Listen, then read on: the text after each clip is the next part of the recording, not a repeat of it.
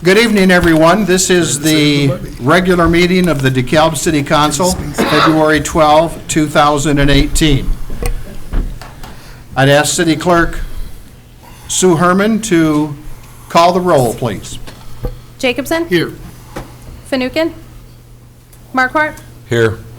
Fagan? Here. Noriko? Here. Verbeck? Here. Favor? Here. Smith? Here. 7 present. Again, for those of you who weren't with us earlier, Alderman Fanouken of our 2nd Ward is suffering from the flu this evening and will not be with us. He's at home where he should be. So we wish Bill speedy recovery. He's my alderman, so I want to call him to complain or give him a compliment or something, you know. So we wish you well, Bill. I'd like to call Police Officer Erke forward to lead us in the Pledge of Allegiance, please.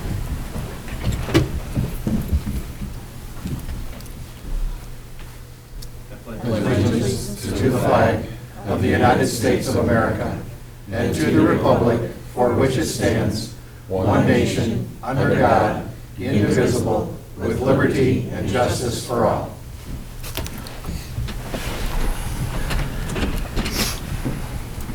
Thank you, Officer Erke, for doing that. For those of you who are following along, we're now at item number C on the agenda for this evening, the approval of the agenda. I'd like to request that a item on the agenda, on the regular agenda, which would be G1.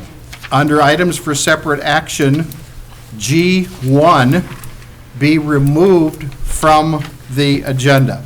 I would need a motion to approve deleting that from the agenda. So moved. Second. It's been moved and seconded. Any discussion? Roll call, please. Jacobson? Yes. Marquardt? Yes. Fagan? Yes. Noriko? Yes. Verbeck? Yes. Favor? Yes. Smith? Yes.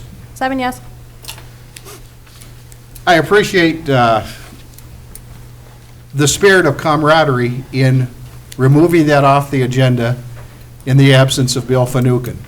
For those of you who have been following this issue, you'll know that there was an honest disagreement of opinion on to how we want to move forward on the smoking ordinance or a change in the smoking ordinance. And when we found out that Bill was ill, I felt it was the proper thing to do, and I appreciate that unanimous vote. That's doing the right thing. Thank you very, very much. Now, let's move forward, and I would entertain a motion to approve the agenda with the one deletion. So moved. Second. It's been moved and seconded. Any further discussion? Roll call.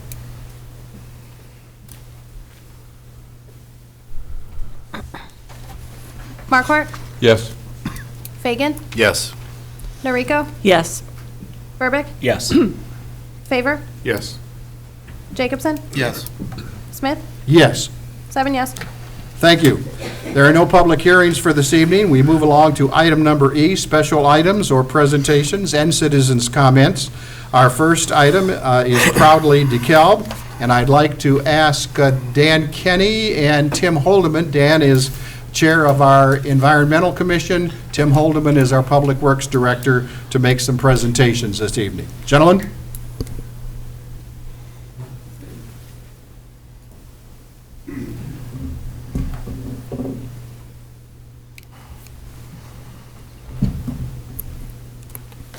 Thank you very much, Mayor and Council, for giving the Citizens Environmental Commission this opportunity tonight to share with you some good news from the city. One of the rewards which comes with serving on the Environmental Commission is that each year we get to learn of some great work that is being done by residents, businesses, organizations to improve the environment of the city. Tonight, I am honored to share with you the 2017-2018 Pride Award recipients. For over 10 years, these awards have recognized these in our community who have gone above and beyond in their efforts to improve the environment for all of us. Truly tonight, with these awards, we recognize people responsible for improving DeKalb's environment. As I call the recipient's name, they will make their way forward to stand next to me. First up this evening is Sundog IT, Mr. Cohen Barnes, and Chuck Shepard Construction.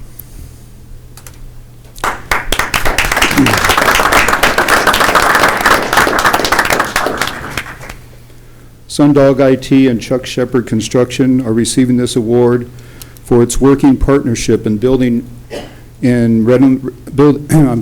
for their working partnership in building renovation using environmental friendly practices that improve the environment of downtown DeKalb. Choosing to remodel an existing building rather than demolish it, Sundog IT, along with Chuck Shepard Construction of DeKalb, have reduced the amount of waste going into the local landfill. They also took steps to use and highlight the existing brick and other structural components of the building so as to conserve natural resources.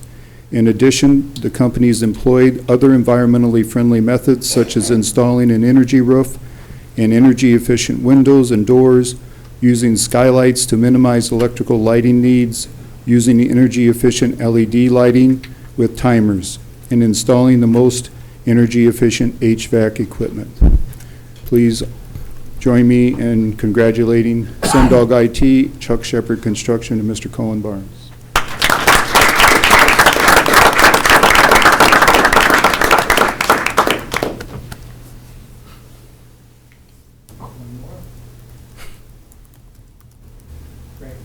Thank you.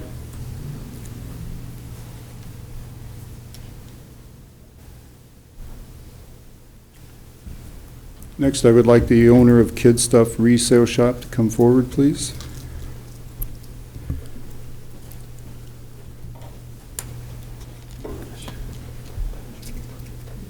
Vicky. Vicky and the Kid Stuff Resale Shop are receiving this award for its strong commitment to improving the environment of DeKalb by keeping clothing, toys, and other items out of the landfill. For almost 20 years, the Kid Stuff Resale Shop has promoted the reuse of material and child clothing, toys, furniture, and other items through resale in a friendly environment that fosters human interaction, playtime for kids, and education about safety, product safety.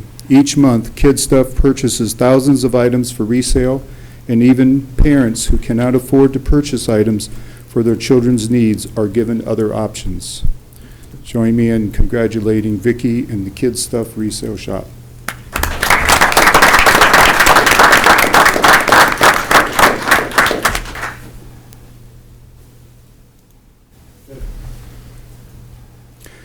Next, I'd like Mr. Michael Kirk to come forward.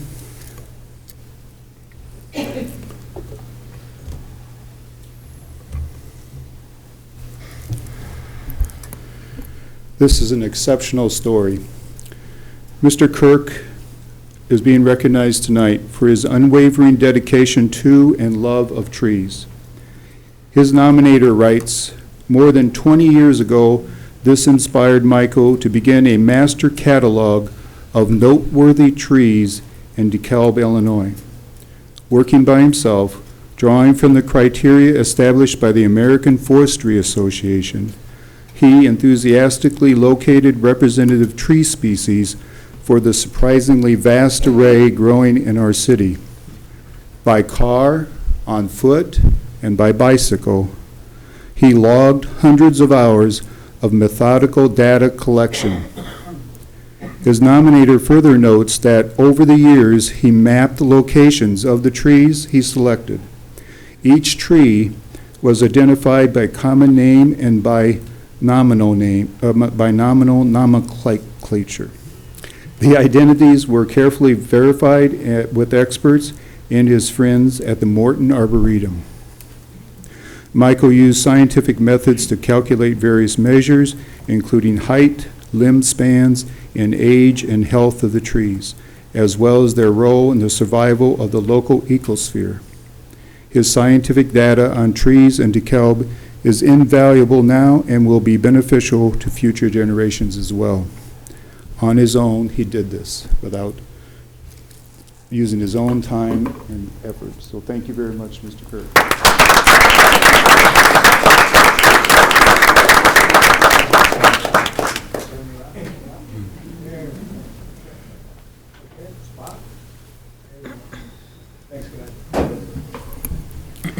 Next, I'd like Ron and Maria Lofton to come forward.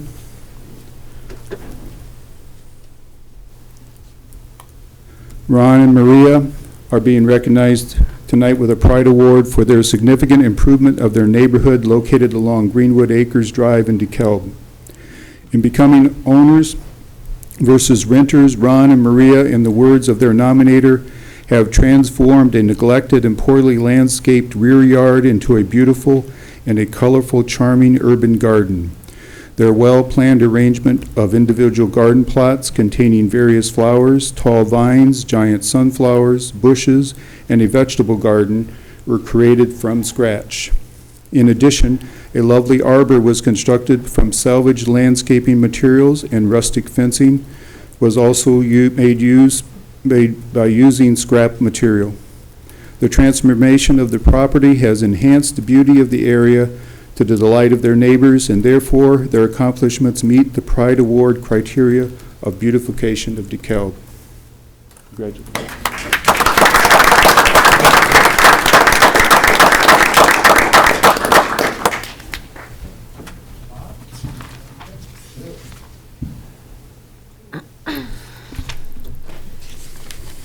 Last, I would like to ask Mr. William Alekno to come forward. William Alekno is a public health professor for nearly 40 years. William has taught at the Indiana University School of Medicine and for over 24 years at Northern Illinois University.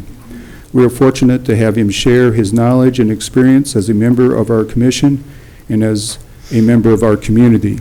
Tonight he is receiving this award for his extraordinary commitment to the improvement of the City of DeKalb environment. Mr. Alekno, who served as chair of the Citizens Environmental Commission for the past 4 years and as a member of the commission for almost 10 years, has made a number of significant contributions to environmental improvement in DeKalb. For example, he was co-author of a wind energy ordinance and the sole author of a solar energy ordinance for the City of DeKalb. During this exceptional term as chair of the commission, he led the effort to rewrite the code that governs the commission in order to make it more effective and efficient. He also formalized and added 2 new ex officio positions, one representing the Kishwaukee Water Reclamation District and the other representing Northern Illinois University. This has expanded the expertise, scope, and visibility of the commission. His nominator also notes that, quote, during his time as chair of the commission, he kept exceptional records and documentation, unquote, that have been invaluable to the new chair. In short, Dr. Alekno's leadership has made the commission stronger and more viable. Thank you, Mr. Alekno, for all your service.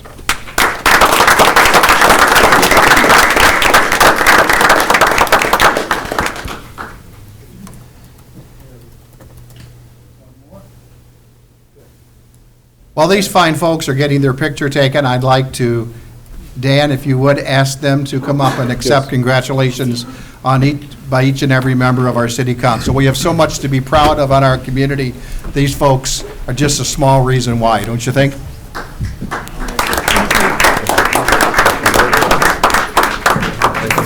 I'm a gardener, I should come see your garden. Thank you. What an amazing job. Nice job.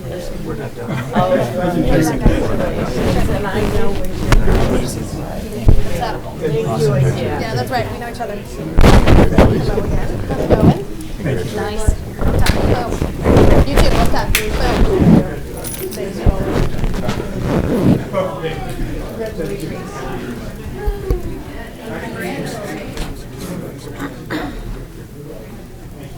Yeah, Byron, if you'd put up the next slide, please.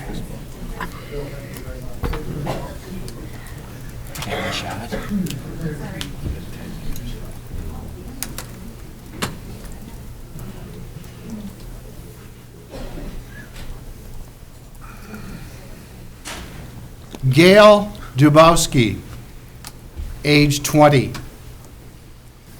Catalina Garcia, age 20. Juliana Jehant, age 32. Ryan Mace, age 19. Daniel Parmenter, age 20. These are the 5 young people who lost their lives 10 years ago at Northern Illinois University. Over the past week, a number of remembrance events have been held, including several over the weekend, during which time many first responders from the city of DeKalb and elsewhere were honored. As the final formal event, a wreath-laying ceremony set for this Wednesday outside of Cole Hall is held. Bells will chime at 3:06 p.m. Whatever we may be doing, my hope is that we pause to remember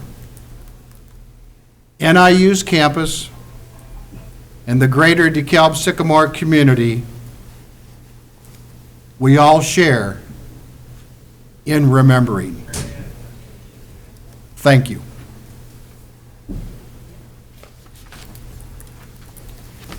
Moving along, we have 2 special proclamations this evening. The first proclamation celebrates the 50th anniversary of Kishwaukee College. And I'd ask Kishwaukee College President Dr. Lori Borowicz to please come forward. I'm going to shorten this proclamation just a tad, Lori, but if you'd come up here, I will present it to you. Thank you. And I'd like to read, founded as Kishwaukee College in 1968, Kishwaukee College has become one of 48 community colleges in the state of Illinois, educating over 5,000 students annually on its campus. And this year marks the 50th anniversary of Kishwaukee College, an important milestone for this honored institution. Now therefore, I, Jerry Smith, Mayor of the City of DeKalb, do hereby proclaim 2018 to be the year of Kishwaukee College. Lori, and on behalf of the entire community, would you help me in thanking Kishwaukee College and congratulating the institution on 50 years?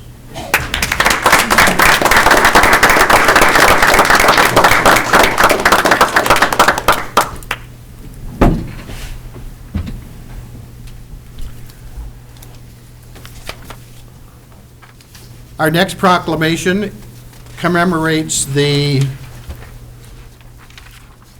National Engineers Week, which runs from February 18 through 24, 2018. And I'd ask Public Works Director Tim Holdeman to once again come forward. Tim, you were here during the cow, you're here now. I know we're going to probably hear from you again, but let me read this if I may. Whereas engineers use their scientific and technical knowledge and skills in creative and innovative ways to fulfill society's needs.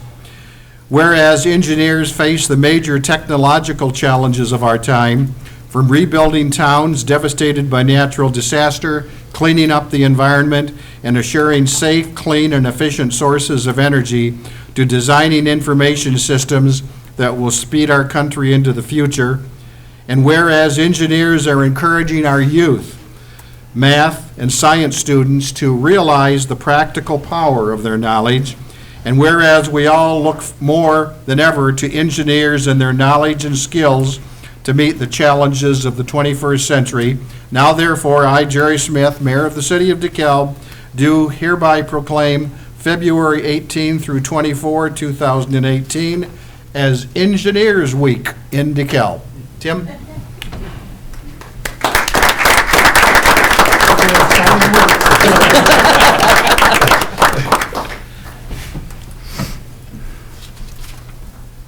Thank you. Okay, moving right along, under 1E, our Annie Glidden North Revitalization Plan Task Force update, and one of our council liaisons, Dave Jacobson, would like to make a few remarks, and then we also have some special appointments tonight. Dave? At the last meeting last month, we spoke in depth about some of the committee appointments and who felt they were best suited for those individual subcommittees. Obviously, with quite a bit of work to get done, and Open Meetings Act rules and regulations and those things that we have to follow, the group found it appropriate to break into separate subgroups that they were able to bring their specialties forward, whether it be from the public sector or the private sector or their professional experience, to really start to delve into issues, the difficult issues that we're starting to face on that task force. There was additional discussion held about some of the process for the retail inventory study that we're going to undertake shortly, and how to best outreach into the neighborhoods and get out and pound the pavement and get as many people both involved into that survey as possible, and trying to make sure we're getting a good cross-section to extrapolate data from. I know the chair, who has extensive experience in scientific method and those testing of means for those type of studies, certainly had some ideas, and he is asked to meet with Bill and I individually, which we are in the process of planning. But overall, a very strong meeting, and we look forward to the subcommittees putting together some of their own reports in the coming month to report back to at the next meeting. I appreciate, Dave, what you and Bill have done, and the leadership of the Annie Glidden North Chair, Herb Rubin. I was talking to somebody over this past week, and they're a member. She's a member of the AGN North, and she really feels that we're really starting to gain some traction up there. So we appreciate all the efforts of everybody, and we'll move right along. We have no presentations per se, long presentations. We had a number of short ones. So moving along to the approval of the mayor's appointments, number 3 on the agenda tonight. I'd like to, first of all, appoint Joyce Stapezia to the Police Pension Board for the completion of a 2-year term through June 30th, 2018. Joyce is a relatively new member of our community. She was the former village president of Villa Park, Illinois, having moved out here to, I think, be with her daughter, who is in this area. She has, believe it or not, served a number of various boards and commissions, including service on a police pension board. So trying to find people sometimes where they're a good fit for our boards and commissions is not the easiest thing to do, but this woman volunteered to do this, and so I look forward to her service. I'd like to read all the other appointments, and then we can have a motion, if we may, to approve all of them. Dave suggested that the appointment of the Annie Glidden North Task Force subcommittees be approved tonight, and let me share with you who they are. On the subcommittee entitled Community Services, we have Deanna Cada, Jamie Craven, Chad Glover, Tiara Huggins, Dan Kenny, Valerie Redmond, Herb Rubin, and Gip Seaver. On the Annie Glidden North Task Force Subcommittee entitled Housing and Commercial Development, Morgan Brickley, Dr. Leroy Mitchell, Shelley Perkins, Glenn Roby, Ellingsworth Webb, and Denise Weinman. For the Annie Glidden North Task Force Subcommittee entitled Neighborhood Safety and Security, Michelle Bringus, Will Heinisch, Rachel Jacob, Christy Krupp, Mohammed Labadi, Michael Newman, and Mike Pitsley. And finally, the appointment of the Annie Glidden North Task Force Subcommittee entitled Transportation, Infrastructure, and Open Space, David Castro, Joe Gastiger, Derek Highland, Andrew John Knox, Patty Perkins, and Kurt Thurmeyer. I'd ask for a motion to approve the appointments, please. So moved. Second? Been moved and seconded. Any discussion on any of the appointments? Roll call, please. Fagan, Yes. Noriko, Yes. Verbeck, Yes. Favor, Yes. Jacobson, Yes. Markwart, Yes.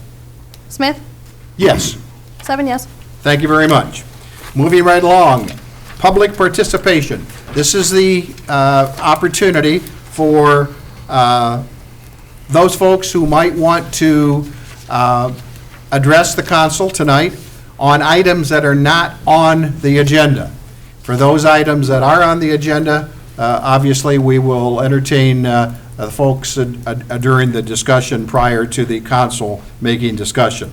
So I'm told that our first person who'd like to speak to an item not on the agenda is Mark Charvat. Mark?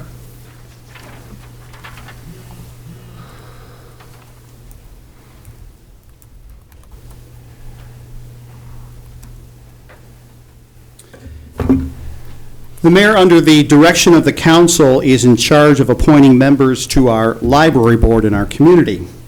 Currently, unfortunately, we have a library board filled with individuals who apparently cannot recall their past decisions. I want to direct your attention back to December 14th, 2015, right here in the city council chambers. Many members of the city council were sitting here when the library board presented testimony to the city council promising to rebate monies received from the state once the funds had arrived. This is in reference to the library construction project. Well, the money arrived. A new day in DeKalb arrived as the big check came from the state of Illinois a couple of weeks ago, and I could hear everybody screaming hallelujah. However, back to the December 14, 2015 City Council meeting, I want to remind you about something that the library board said right here in these chambers.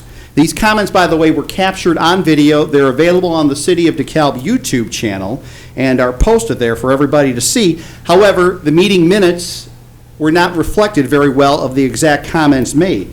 The library board promised specifically when that money arrived to abate that money back to the citizens of DeKalb. They specifically said that they would abate the monies, I believe minus some miscellaneous fees and what have you. However, recently at the library board meeting back in January, the library board was presented with 4 different scenarios, one of which was to rebate all the money to the taxpayers. The other 3 scenarios were to keep a portion of the money. One scenario said keep all the money. Now, I have a problem with this, and I'm not sure if members of the council have a problem with this as well, but being lied to is there's no excuse. Basically, the citizens are being denied receiving the money that they are being owed. Now, the library board is supposed to meet again on Wednesday. However, on their agenda, they do not have any sort of discussion item or action item in reference to rebating this money. Now, I've emailed the mayor, I've emailed members of the council, and you've all been telling me, hey, let's wait until the library board meets on Wednesday to see where we're going to head from here once they make their decision. The library board has decided not to make a decision on this. They are keeping the money, at least for the time being, or planning on running out the clock. That is unacceptable. Now, Mr. Mayor, I remind you, you are the person that appoints this library board. And having a library board that's being dishonest is being dishonest not only to the council, but to the taxpayers. What they're trying to run the clock out on is the fact that the city has to talk to the county to get that money abated before some deadline in spring. I'm not sure of the exact date, but if they don't meet and don't discuss this, the clock runs out, and the citizens of DeKalb, you're going to face another $50,000 tax bill as a whole. So you're not getting your money back. The library board's planning on keeping it. Among the scenarios the library board was discussing as part of their 4 scenarios was additional spending for staff, for other projects. If the library board needs this money for the library, that's fine, but they have to present this as a separate item. They can't just take the money from the citizens saying, hey, we got this money in the bank, so we're not going to give it back, and we don't have to justify our costs. Something needs to be done about it, and members of the council who remain silent on this issue are only endorsing this bit of theft. Thank you. So please, let's talk about this later on. I hope to hear from each and every one of you, unless, of course, you agree with this thievery. I hope you don't, and I hope you speak up. Thank you. Thank you, Mark. We have one other person to speak on this, and that's our former Mayor, Bessie Chronopoulos. Bessie, before you do, Mark, I hope you stick around. I know you will watch YouTube or whatever. I will have comments on this during my comments at the end of the meeting tonight, okay? And you'll be very clear as to where I stand. Bessie Chronopoulos, hi. Hello. Good evening, Mayor and Council. Before I begin speaking on pretty much the same topic as Mr. Charvat spoke on, I'd like to tell you the primary motivation for coming before you time and time again. I know you're probably sick and tired of it. I know I'm not real happy with having to bother people all the time. But it's not just getting upset, concerned, or angry about issues. It's what I just saw happening with the presentations to people, about events and institutions that comprise our city. That's what our city is all about, and the love of that community is what really motivates many of us who pester you to come forward and continue pestering you for the good of the city. That's the primary motivation. Having said that, regarding this library situation, I'm quite upset about it. After I talked to the mayor a little bit before the meeting, I was less upset about it, so my blood pressure is a little bit down. But back in 20, and Patty will remember this, I think you were at the library board meeting, back in 20, along with Jared, I believe it was, and I can't remember if Kathy Haley was there as well. But in 2015, the library board met, and they were talking about this possible levy and borrowing money in order to take care of the construction costs. That was the right thing to do, because had they stopped in the middle of construction, it would have been more costly. The thing is, where to get the money from. And the question I posed was, why, instead of going through a levy and a borrowing, why don't we just lend them the TIF money? Well, the library board and the staff, they kind of looked at me like deer with headlights, like, what are you talking about? I was ignored virtually on that one. Turns out that probably would have been an option, and should have been an option, because it would have been a cleaner way of doing this borrowing. Either that or using reserve fund monies. Anyway, we'll get to why that was done later. Who knows why it was done. But subsequently, as Mr. Charvat pointed out, the library board folks did come here, and that is on video, and they did say very clearly that upon receipt from the state, the monies will be returned and the levy will be abated. Very clear, verbatim. I believe I've sent you not only the scenario and the resolution, but a clip of that video as well, and the clerk has it as well, should we decide to post it on the city website. That might be a good idea, Mr. Thorson, to do that. Also, the resolution that clearly states, and you've all read that, all know what it clearly says. So the obvious thing to do is to return the money and abate. Now, it seems to me that if the library board is experiencing what they consider future expenses, by golly, when you're doing a project, shouldn't you be anticipating that within the project itself as it's being developed? Now is not the time to say, oh, gee, we should have been done long before. And then, as I was researching this and sending you information, and also to the press, they're probably sick and tired of me too, I looked up the library board's agenda, because I was told that the library board will make a decision. We're going to all wait. That's why I was refused to have this item placed on this agenda, which I would have liked. Then people could have seen the video and maybe the council could have taken action. But I looked up the the public library's agenda, and there's nothing on there about them discussing this issue. I wonder why. That's not right. Something is wrong. But I guess we all should attend the library board meeting and make our feelings known. And I would at some point in time like an explanation, maybe not right now, from our staff as to why borrowing from TIF was not pushed more and why this other route, which is obviously causing us grief, was pushed instead. Thank you very much, Council. Thank you, Bessie. Appreciate your comments. We have a number of other folks who'd like to speak to items, but those are items on the agenda this evening. So let's move along. Thank you, Mark. Thank you, Bessie. We move along to item number F under the consent agenda. For those of you watching at home and for those of you who are here tonight, you realize that all items listed on the consent item will be enacted by one motion unless someone wants to lend a separate discussion, and that would have to be a city council member who would request that. So here are the following items on our consent agenda. Number 1, approval of city council minutes. A, minutes of the committee of the whole meeting of January 8, 2018. B, minutes of the city council meeting of January 8, 2018.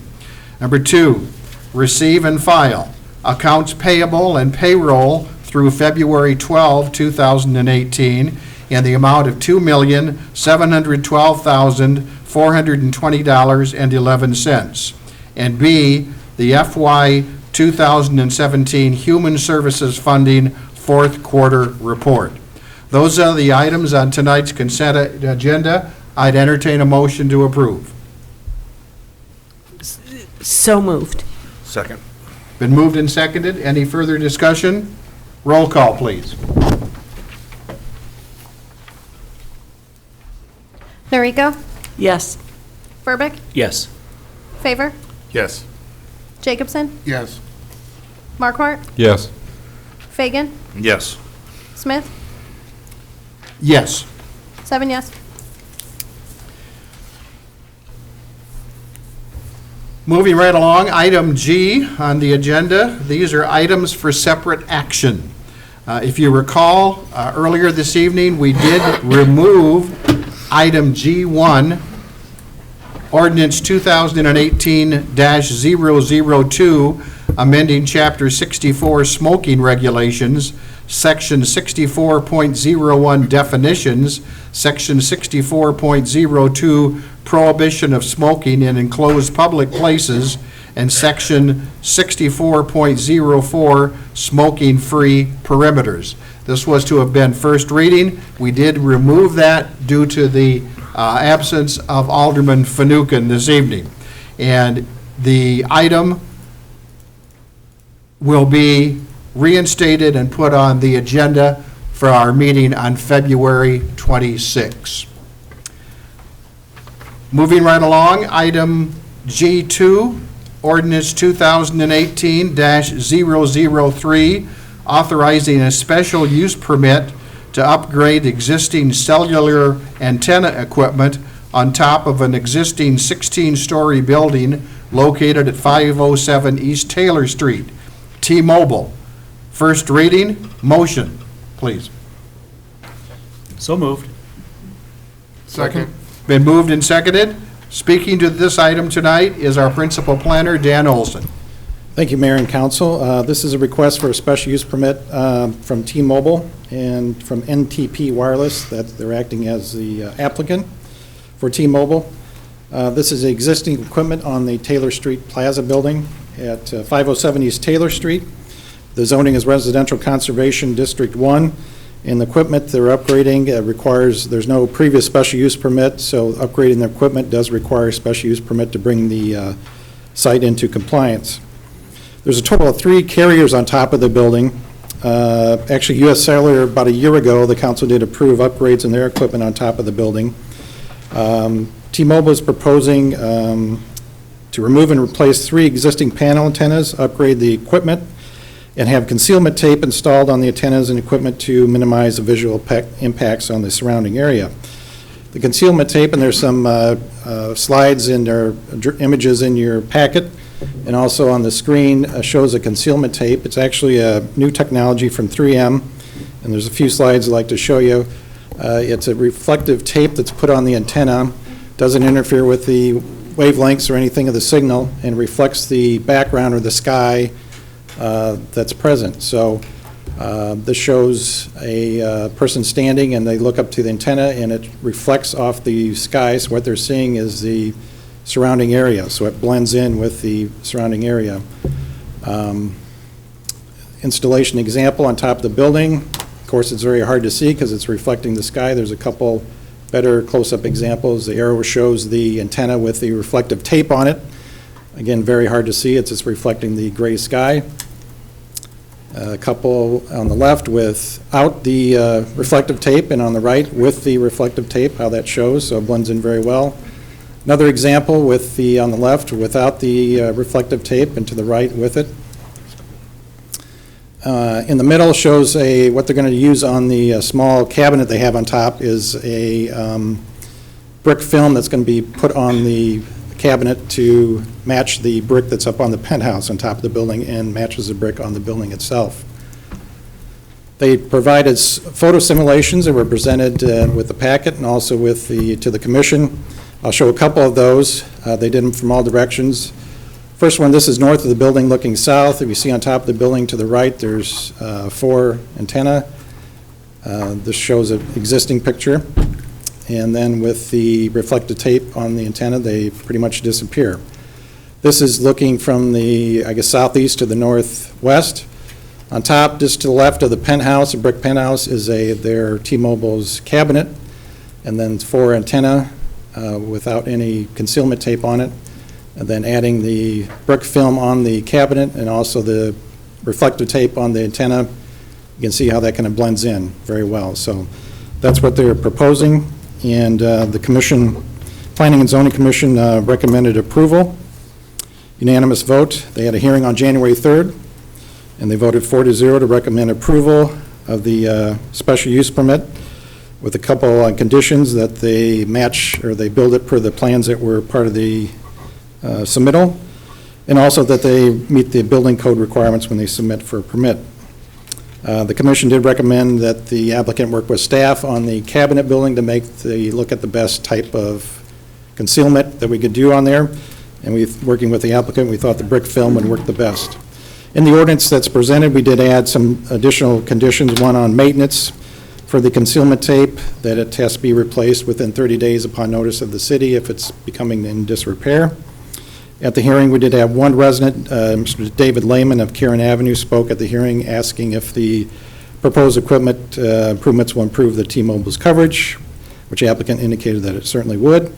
And we did receive one citizen's response form from the building owner indicating their support for the proposal. The building is owned by the Housing Authority of DeKalb County.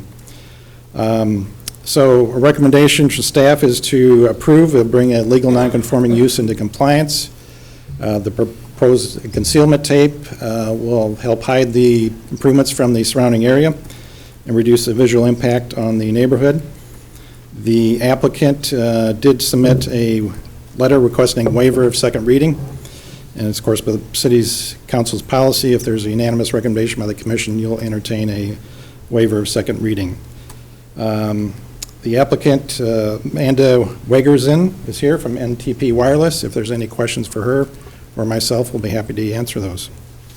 Okay, thank you, Dan. Are there any questions or comments regarding this request for ordinance? It's been moved and seconded. Roll call, please. Verbeck? Yes. Favor? Yes. Jacobson? Yes. Markwart? Yes. Fagan? Yes. Noriko? Yes. Smith? Yes. 7 yes. There's been a request that we waive second reading on this. I entertain a motion. I'd like to make that motion. Waive second reading. Second. It's been moved and seconded that we waive second reading on this. Any discussion? Roll call. Favor? Yes. Jacobson? Yes. Markwart? Yes. Fagan, Yes. Noriko, Yes. Verbic, Yes. Smith, Yes. 7 yes. Thank you very much. Thank you. Dan, thank you. Thank you. Appreciate it. Item number 3, ordinance 2018-004, authorizing the establishment of a tax increment financing interested parties registries and adopting registration rules for such registries. First reading. Motion, please. So moved. Second. It's been moved and seconded. Addressing this particular item is our Economic Development Planner, Jason Michnick. Jason? Thank you, Mayor. Good evening, Council. I'm here in front of you tonight to present the ordinance which would establish a TIF interested parties registry and also adopting the registration rules for that registry. A interested parties registry is a statutory requirement for the TIF process per State of Illinois TIF Act. This does not in any way obligate the city to go forward with establishing the TIF district. What the interested parties registry is it's a process that is required to allow individuals that would like to receive further notices that are associated with the TIF process as designating themselves as an interested party. So an individual or a business or organization would come forward to the city and fill out an application and provide the supporting documentation, and then their name would be included on the registry. And then moving forward, as the notices that are also required per the TIF statute, such as when the eligibility study and the redevelopment plan become available for public, there's a public notice that has to go out with that. So individuals that are on the interested parties registry would be mailed a notice for those notices that are included down the line as the process does go along. The registry itself would become a public document. It would be available for individuals that would like to come in and view that registry. That would be maintained. As the city's TIF administrator, I would take on the duties of maintaining the registry and updating it. However, if you notice in the ordinance, the applications will actually be filed with the city clerk's office. The city clerk is able to designate me as the person that would maintain the registry. And I'd also like to note that in the staff memos that was provided for you this evening, there was a recommendation and a request to waive second reading. However, after having a discussion with the city clerk, I think it would be appropriate for us to have some more time to go over the process of how the registry will be managed, and so the city clerk is aware of the process and how I can work better with her to maintain that and make sure that it is adequately maintained and available to the public. At this time, I would entertain any questions that you would have about this ordinance. And I understand our city clerk, Sue Herman, would like to make a few comments at this point. Is that correct? The only thing really is that Jason and I talked earlier, and I was hoping that him and I could sit down before council took any action on this at all, considering this is the first time that I've heard about it. That'd be cool. And this pertains to some requirements on behalf of city clerks within TIF. Correct. Correct. Municipalities that you want some more information on, and that certainly makes sense. Right. Before we turn this over to City Council for discussion, we have one person, and that's Bessie Chronopoulos again, who would like to address this issue of TIF. Bessie? Thank you, Mayor and Council. I'm glad that you're going to maybe hold off on this. One very wise lady told me that her impression of this is that we're sort of putting the cart before the horse. This is a little premature to be looking at this right now. Also, I've sent to council some thoughts about how the document that was given by Jason, I believe the TIF presentation that you received that you were given on the 17th of January, that report really is kind of pushing the central, the new TIF district. It's really pushing it quite a bit. It's quite skewed, I found it to be. And I just don't like the way this is coming here before you are making up your mind what you're going to do with a new TIF district. And if I remember correctly, council seemed to be kind of reluctant about jumping on the bandwagon of a new district. I remember Alderman Marquardt saying, you know, back in the day, the DeKalb Pond Fisk, that was the kind of TIF that we need to be thinking about and doing more about.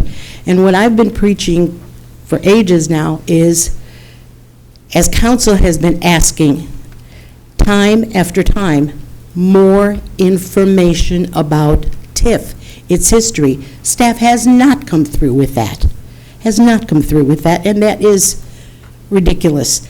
Before you can proceed and make good judgments about what to do in the past, we've got to look at where it was good, where it wasn't so good from previous TIFs. And as I was looking through this, I too spotted that it's going to go to the city clerk. That's the designee.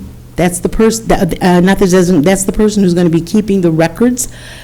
I find it unbelievable that staff would not include the city clerk, the elected official, the only other elected at-large city official, and not include the city clerk's office on that conversation. That's ridiculous. And also, finally, I did send a letter out today via email to all of the entities on the Joint Review Board. And I've had some feedback from some of them, and I believe I sent a letter to the mayor and council, and I also left it with our city clerk. And basically that calls for the mayor and council and the Joint Review Board to sit down and start having some planning and visioning sessions and ask some hardcore questions about TIF. The few people that I have talked to on the various entities from the JRB, very eager to do that, That's something that's sadly missing. We cannot continue to get the best out of TIF if we're not working together as a unit, and those folks have to be included at the elected officials level. Thank you. Don't vote for this thing, but if you do, Thank you, Bessie. I appreciate. be careful. Thank you, Bessie. I appreciate that. Now, we can have some council discussion and questions of Jason. Alderman Noriko. Jason, my understanding of this is that this is part of the procedure of, considering a TIF. It wouldn't obligate us, but it's like step 1 or 2, in terms of, but it's not a final step. Having said that, I am concerned that the city clerk needs to be, part of the procedural discussions, certainly to avoid any, problems with information to or from residents. So I would think that unless you can put forward a compelling reason for us to take action today, I think it would be prudent to wait at least until the next council meeting to take action on this. I agree, and I think the stepping back from the request to waive second reading and pass tonight would allow us adequate time for me to sit down with the city clerk and go over this process and make sure that we have the proper procedures in place for how to intake applications and properly maintain the registry. I do not think it would take more than the 2-week period between now and our next council meeting to do that. So by approving the first reading and then coming back at the following meeting, I think we would have adequate time. Would you be comfortable with that, Kate? Okay. Any other comments? So long as, would the city clerk be comfortable with 2 weeks? Yes, I'm comfortable with that. Okay. Okay, good, thank you. Alderman Verbeek. When did the registration rules, when did that become a requirement? Have we had interested parties register in the past? It doesn't appear as such. So is this a newer statute or rule that has evolved? I don't know exactly when this was introduced into the TIF Act. Given the last major overhaul, I believe was in around 1999. And since both of our previous TIF districts were adopted prior to that, that would be my guess, but I cannot confirm that. Mike, as a matter of fact, Jason, I don't even know if you're aware of this, just before I came in tonight, I pulled up a note that we got from Brad Cole, who is the president, the executive director of the Illinois Municipal League, notifying us that the activity in the legislature that you and Joe Ellen had told us would probably come as it relates to new TIFs was going to be, they were going to have some discussion, I think, even yet this week. So to stay on top of that, if you would. Alderman Verbeek? And I like the notion of a registry. I like the notion of public discourse of those interested parties and investors in the TIF. I much prefer that over to council members meeting at a time to get the options presented to us, and then us coming out sometimes in a difficult position to decide which of these investments are worthwhile. So I really like this notion of a registry, like it for the next few years, but although I support it, I'm not endorsing a new TIF at this time. Any other comments? Alderman Fagan? Yeah, I'm with Alderman of the 5th Ward. I think making sure our city clerk is involved and the procedures that he has to go through. I think we should table this till next week, not the next council meeting. Okay. What I had heard Kate say is she was comfortable with moving this forward on first reading, giving staff the time to give us some more So you want- information, and then. Okay. Are you comfortable with Yeah, that? that's- Otherwise, we yeah. can table it, you know? Yeah. Are you comfortable with that? Okay. Can the Any- can the ordinance be rewritten to reflect my actual spelling of my name in the meantime? That'd be cool too. Jeez. That would be very cool, yes, yeah, okay. Any other comments on this? We have a motion on the floor to approve first reading of the TIF registries, which again does not commit the council in any way, shape, or form with moving forward on a TIF. Any other comments? Mike, did you have something? You look like you wanted to say It's something. comments in my head that are not going to come out my mouth. Okay, very good. Okay. Not having heard any further discussion, roll call, please. Jacobson? Yes. Markwart? Yes. Fagan? Yes. Noriko? Yes. Verbic? Yes. Favor? Yes. Smith? Yes. 7 yes. And I would just simply say to staff, please get our ducks in a row on this so that when we get this back next meeting, that we have the information that we need. Does that make sense to the rest of the council here? Okay, very good. Thank you, Jason, appreciate it. Okay, item number G4, ordinance 2018-005, amending ordinance number 2017-052 with respect to the amendment of Chapter 51 Traffic, Schedule C, Parking Prohibited, subsection 33, Resident Parking Only, Tow Zone, subsection 35, No Parking 10 p.m. to 6 a.m., subsection 36, No Parking at any time, Tow Zone, Schedule I, Snow Emergency Routes, and adopting Section 51.32, Resident Parking Permits for on-street parking. First reading we're asked to consider tonight. I'd entertain a motion. So moved. Seconded. Been moved and seconded. Speaking to all of those items is our Police Chief, Gene Lowry. Gene?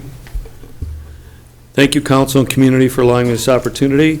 Just as a reminder, this ordinance is in regard to Phase 1 of the Safe Streets Initiative, and the entire collective package of safe streets is, the initiative itself involves proactive policing, these parking restrictions specifically that we're dealing with tonight, and the establishment of safe routes.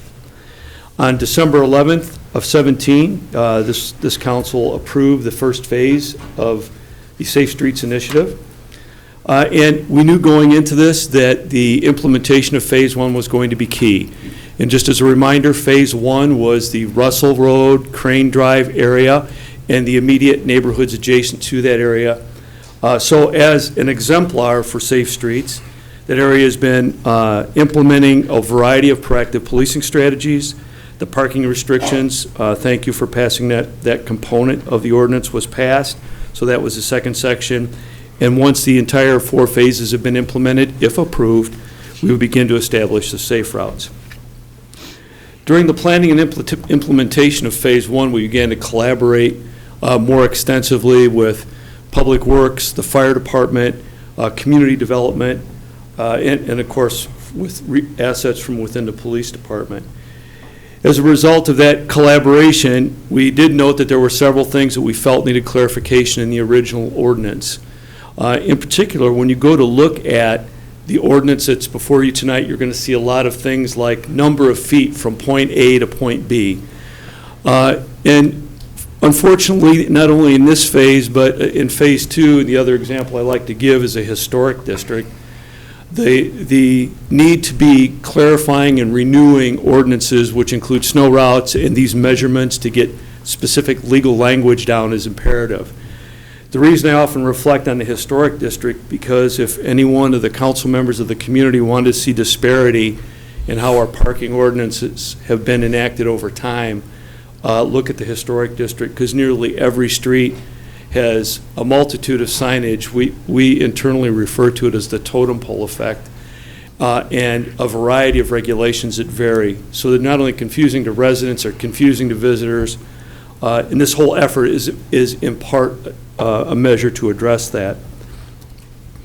The changes that you're going to see tonight are not substantive, but they are here before you.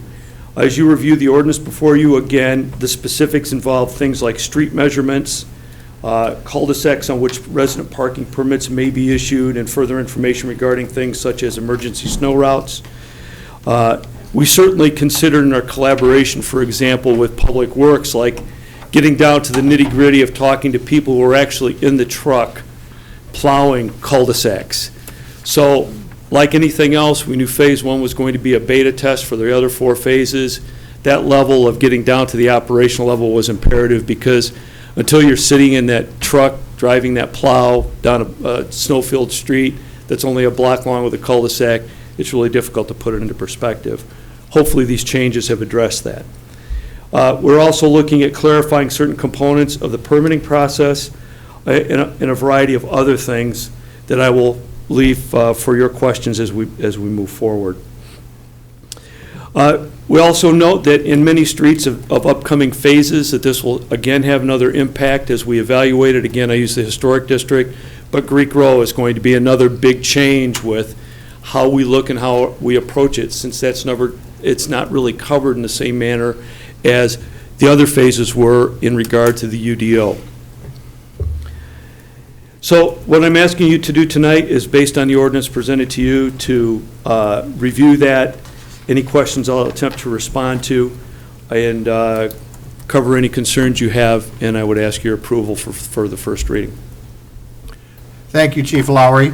Prior to any discussion by our city council, we do have 2 people in the audience who would like to speak to this item. The first is John Adler.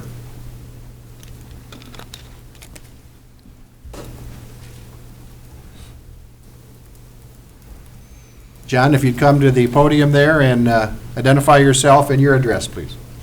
Hi, I'm John Adler at 129 Cobblestone Court in Heritage Ridge, in DeKalb. Just want the council and the aldermen and staff to realize that the issue in Heritage Ridge is about the parking there. The several neighbors and we've been noticing this, and I'm the one that's taking it up. Is the head person. One is that the parking in the cul-de-sac and Heritage Ridge off of Cobblestone Trail is getting to be a little too compacted now. Because you have rental people that live, there's 2 houses in the cul-de-sac, there's residential, which is / rentals. The residents there as tenants are parking in the street, so when it comes to snowing, removal is hard. Even the snowplow drivers are complaining about it, and I talked with them. And the garbage disposal is also having an issue with it, and the mail is also having an issue with it. So I'm trying to address and work with everybody in there to see if we can get something done. And I spoke with Mr. Fagan tonight, as well as via telephone last week, and he has stepped in on that and has addressed some of the issues there. So far, I do want to say thank you, Mr. Fagan, for doing that. And second of all, I want to also address that if we can put some kind of signage in there, which is determined via the staff and board of the council, please, that would be acceptable to the residents there, as well as myself. And if they can do something like the no parking on the 10 p.m. to 6 a.m., but instead of 10 p.m., it's like dinner time, more like 7 to 5 a.m. So that would be, so there's no overnight parking. And then put a sign in there that says, if there's snow removal, signs, 2 inches or more, can't be on the street. And if people do know that it's going to snow, do not park on the street. And I know it's hard when people have to work and stuff, but keep in consideration for the neighborhood. And also the other agenda I want to bring up is the housing agenda of maintenance. From my acknowledgement of knowing through word of mouth of the neighborhood, the rental properties in that subdivision are under certain guidelines by code enforcement for that, and obligations to have rentals in that area. That's fine. But the one house I'm referring to, 125 in the cul-de-sac, Cobblestone Court, it's really starting to deteriorate. It doesn't look like it just from like a quick drive-by, whatever, but if you look at it and glance at it, there are certain factors of the home that need to be addressed. I tried speaking to the home, the organization that runs it for the landlord. They said it's in the lease. The people have to complain about it in order to have them, progress from there. Okay. Would you try to wrap it up, Mr. Adler? So my issue is, can somebody please look into that? Okay. And address those issues with the rental properties in the area. Thank So you. that's all I have to say for tonight, and I do appreciate your times, and thank you. Thank you. Appreciate it. The other person not wanting to speak to this item is Mark Charvat.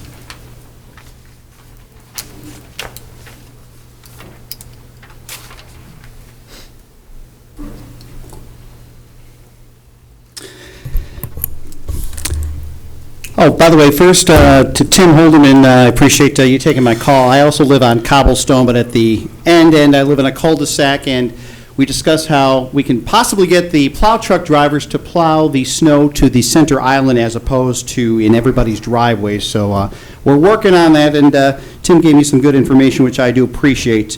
I want to speak particularly to the parking ordinance here, and what I'm referring to as the big cash grab upon the city of DeKalb, upon the residents who live on these affected streets. Now, I've emailed our chief several times on this, and I've asked him to respond to these points, but I don't know if he's not getting the emails or just is unwilling to respond, but I do have some questions perhaps you can answer for everybody, Chief. Regarding the $25 annual fee, is that per person, per car, or per resident? So we need to have that answered as well. And I'm just curious how you came up with the $25 amount. This just seems like a pie-in-the-sky dollar amount here. We're forcing people to pay this extra $25.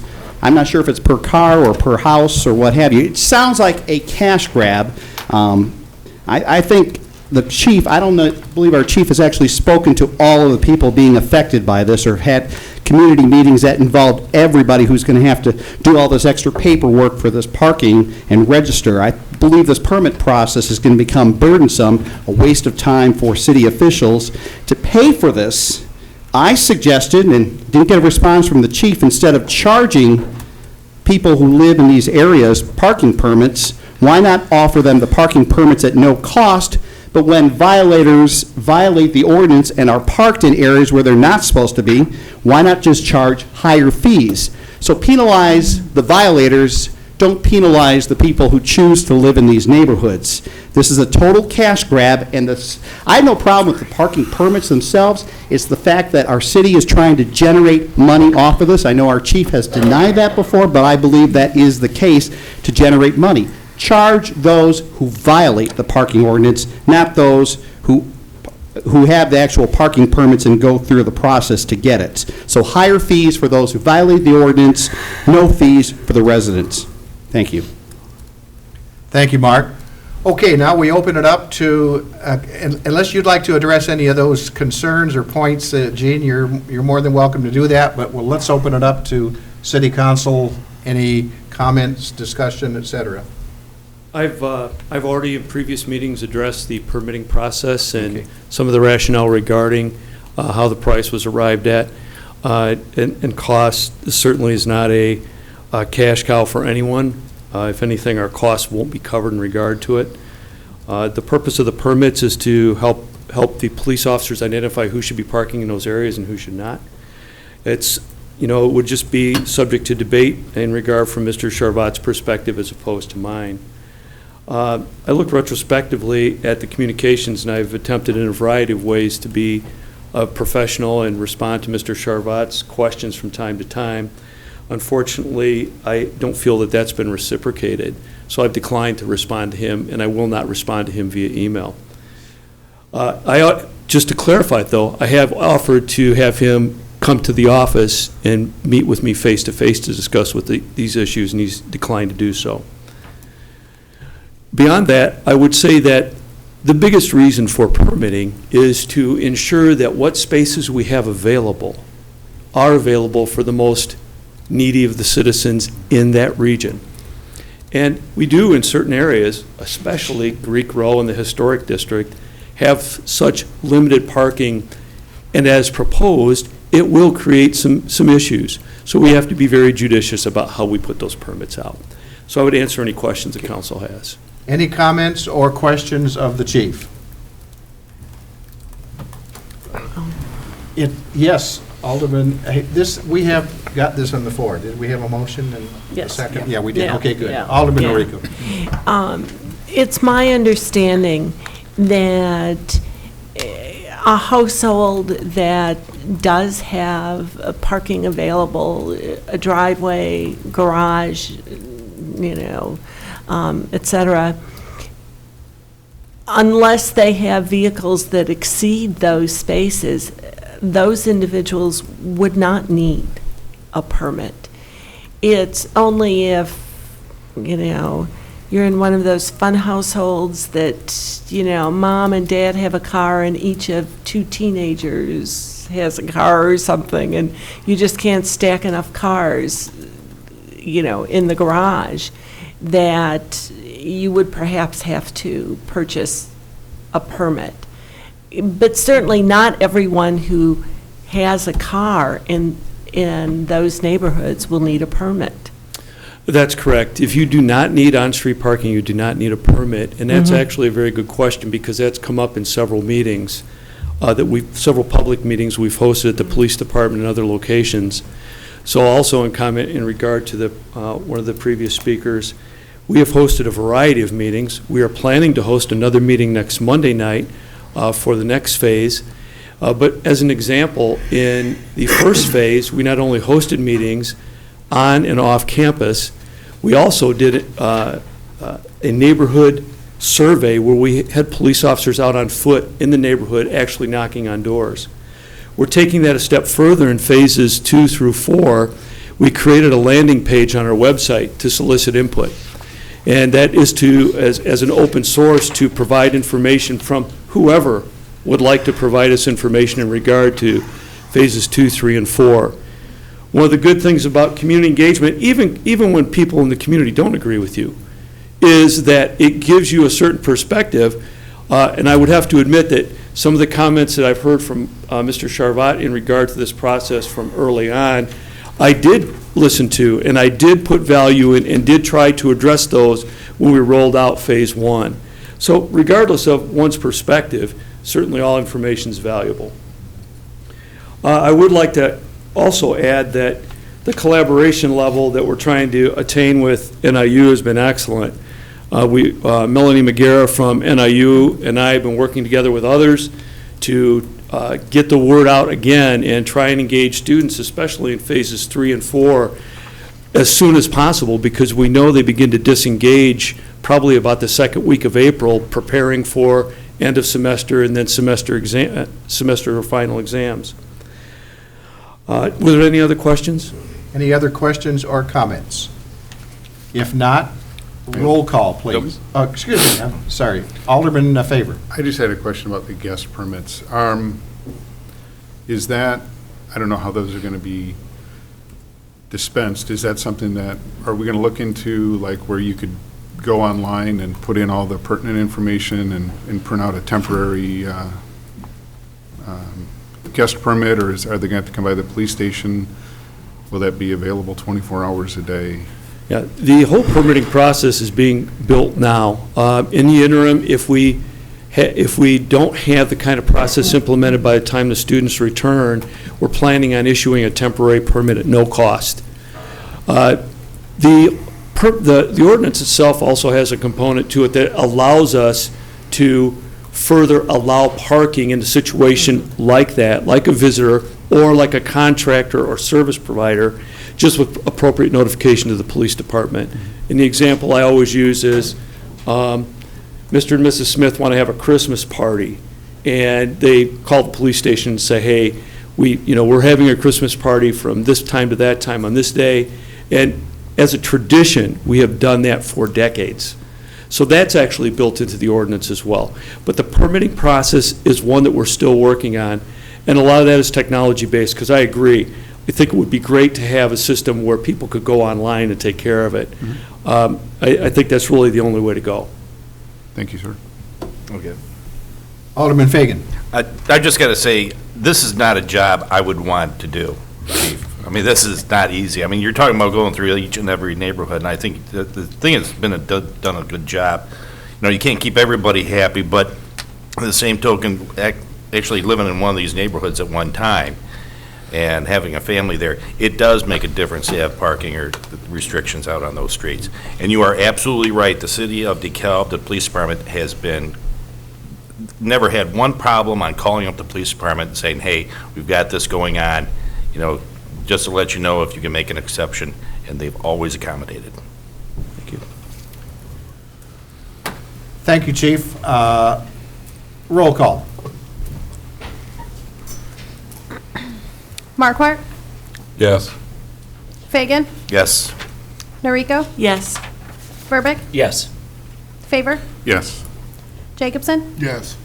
Smith? Yes. 7 yes. Gene, correct me if I'm wrong, you're asking also that we consider waiver of second reading of this ordinance so as to permit its immediate implementation, given the extensive outreach that the city has engaged in. Of note, the restrictions will not be enforced until at least 10 days after street signage is updated. Is that a correct statement? That is correct, and just for clarification purposes, it would not be immediate in the sense of tomorrow. We still have signage to do. That's impacted by weather and signage production, budget as well. And we've also, not only a 10-day, but a full 2-week grace period prior to any enforcement. And the necessary temporary permits would also have to follow that. And again, any temporary permits before we have a permitting process in place will be provided at no cost. Then enforcement would follow. But you're asking for a waiver of second reading? Yes, sir, You would so we can move appreciate that. forward. Okay. Can I have a motion to that effect? So moved. Second. Been moved and seconded that we waive second reading. Any further discussion? Roll call. Fagan? Yes. Noriko? Yes. Verbeck? Yes. Favor? Yes. Jacobson? Yes. Marquardt? Yes. Smith? Yes. 7 yes. Thank you, Chief Lowry. Thank you. Moving right along, item number 5, approval of, in omnibus form, of Resolution 2018-011, appropriating motor fuel tax funds in the amount of $20,000, and ordinance 2018-006, amending the FY 2018 budget and authorizing the acquisition of real property for public right-of-way. We would ask first reading of this, and second reading is being asked for if, in fact, we pass it on first reading. Motion. So moved. Second. Been moved and seconded. Here to further explain this is our Public Works Director, Tim Holdeman. Thank you, Mayor, members of council. As you know, we are in the design stages of the project to widen Annie Glidden and Fairview intersection and to do intersection improvements there. The Phase 3 engineering by WBK is underway, and they are working hard to get this project in such shape that we can dovetail with the tollway and their work on the Annie Glidden entrance. So the acquisition of this property for right-of-way purposes is paramount for moving that project forward. Enclosed in your packet are the appraisals for 2 parcels, one on the east side of Annie Glidden north of Fairview and the other on the west side of Annie Glidden north of Fairview. Their combined appraised value is $9,700. We are asking for authorization to go up to $20,000 in negotiating the purchase of this property for right-of-way for this project. This will be funded through MFT funds, and we're also asking for that budget to be amended from $140,000 to $160,000 in order to accommodate this. The engineers are working with a firm to and have contacted the owners, and with approval tonight, we can move forward in negotiating the acquisition of this right-of-way, which is very important for moving this project forward. Thank you. Any questions or comments of Tim on this proposed ordinance? Roll call. Excuse me? Oh, I'm sorry, Dave. How long has this project been slated for under our plan? Well, actually, it goes way back to, I believe, 2005 or so, when the South Annie Glidden project was completed. There was some of the funding that was not available at the time was then made available. I believe it was early 2016, maybe late 2015 that we applied for the earmark, if you recall. That was $869,000, I believe. That requires a 20% match. And then we moved forward on selecting an engineer. Once we selected the engineer, WBK, we went into the Phase 1 and then Phase 2. Last December, we asked for approval for Phase 3 as we're moving expeditiously with the design in order to get IDOT approval so this project can dovetail with the tollway project. So it's been, I mean, we've been working on it for a couple of years now. And at no point did we go to the owners and try to acquire the property knowing we were going to need it? Oh, yeah, we could not do that, Dave, until we moved into Phase 3. So by IDOT rules, you have to complete Phase 2 and have under contract for Phase 3 before you can approach any landowners. So we're dealing under IDOT rules here. Thank you. Dave, that answers your question. Any other comments? Roll call. Noriko? Yes. Verbeck? Yes. Favor? Yes. Jacobson? Yes. Markwart? Yes. Fagan? Yes. Smith? Yes. 7 yes. Tim, are you asking for waiver of second reading on this? Yes, sir. Need a motion on that effect, if it's the pleasure of the council? Motion to waive second reading? Second? Been moved and seconded. Any further discussion? All in favor? Roll call. It's, No? Roll call. Okay.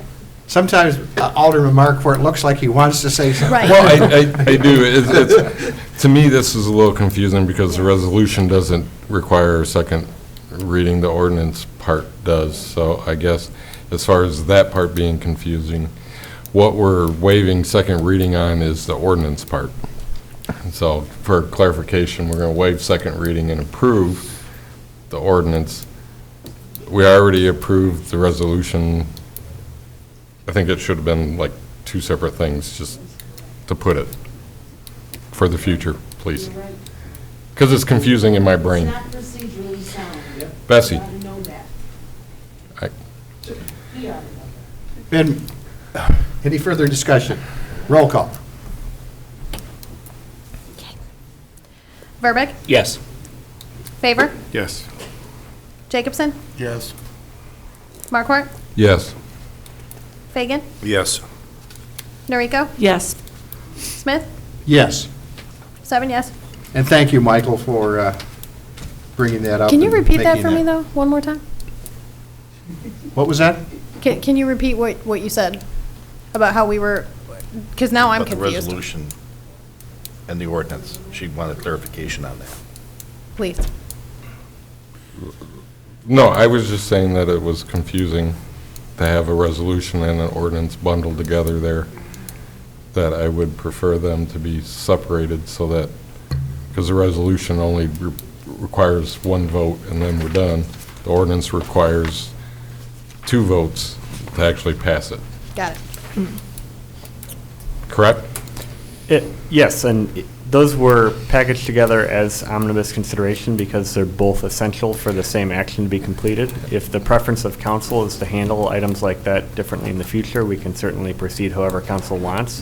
Where it's 2 items that are both required in order to effectuate something, we typically do recommend considering them together, 1, procedurally to reduce the number of votes that you have to take, and 2, to ensure that you have a consistent course of action on both. If you pass the MFT resolution and didn't pass the ordinance, or the inverse, if you pass the ordinance without the MFT resolution, council's purpose would be frustrated. So that's the reason that we bundle them together, but again, we can proceed at whatever the council's direction is. Well, I'm just one person, so. Is there any comment on that before we move forward? I think next time we have something like this, Dean or Anne Marie, bring it to our attention, and we may want to split them off according to what Alderman Markwart just talked about. Right. Makes sense. Is that Yeah, okay? that's just, Sure. I mean, we Point is well taken. we totally understand that they go hand in hand. Yeah. And that they have to go hand in hand, and then to get it to work right, it just,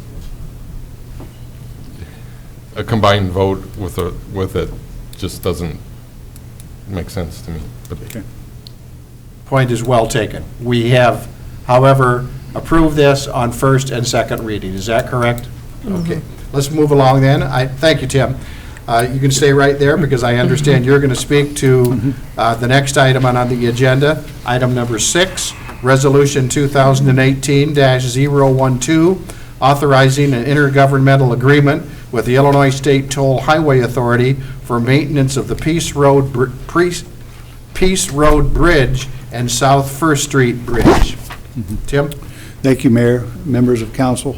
Last summer, we were approached by the Toll Highway Authority. They have plans to resurface I-88 from 56 to Annie Glidden this summer, beginning this summer. They have a Peace Road agreement for maintenance with the city of the Peace Road intersection that dates back to 1996, so it's a dated agreement, and there is not an agreement for South First Street. And so when those were brought to our attention, we asked City Attorney Frieders to work with the tollway in developing an acceptable agreement. The city engineer, acting city engineer Greg Chismark, has also been involved with the development of this agreement. Essentially, it retains responsibility for the surface, the road surface, the guardrails and other items on the surface to the city. All of the structural elements associated with the bridge are the responsibility of the tollway. The way you can think about that, if the tollway wasn't there, we would still have responsibility for the surface, the guardrails, the stoplights, and so on. So it's an equitable agreement. We recommend, of course, authorizing this, and be happy to answer any questions that you might have about the agreement.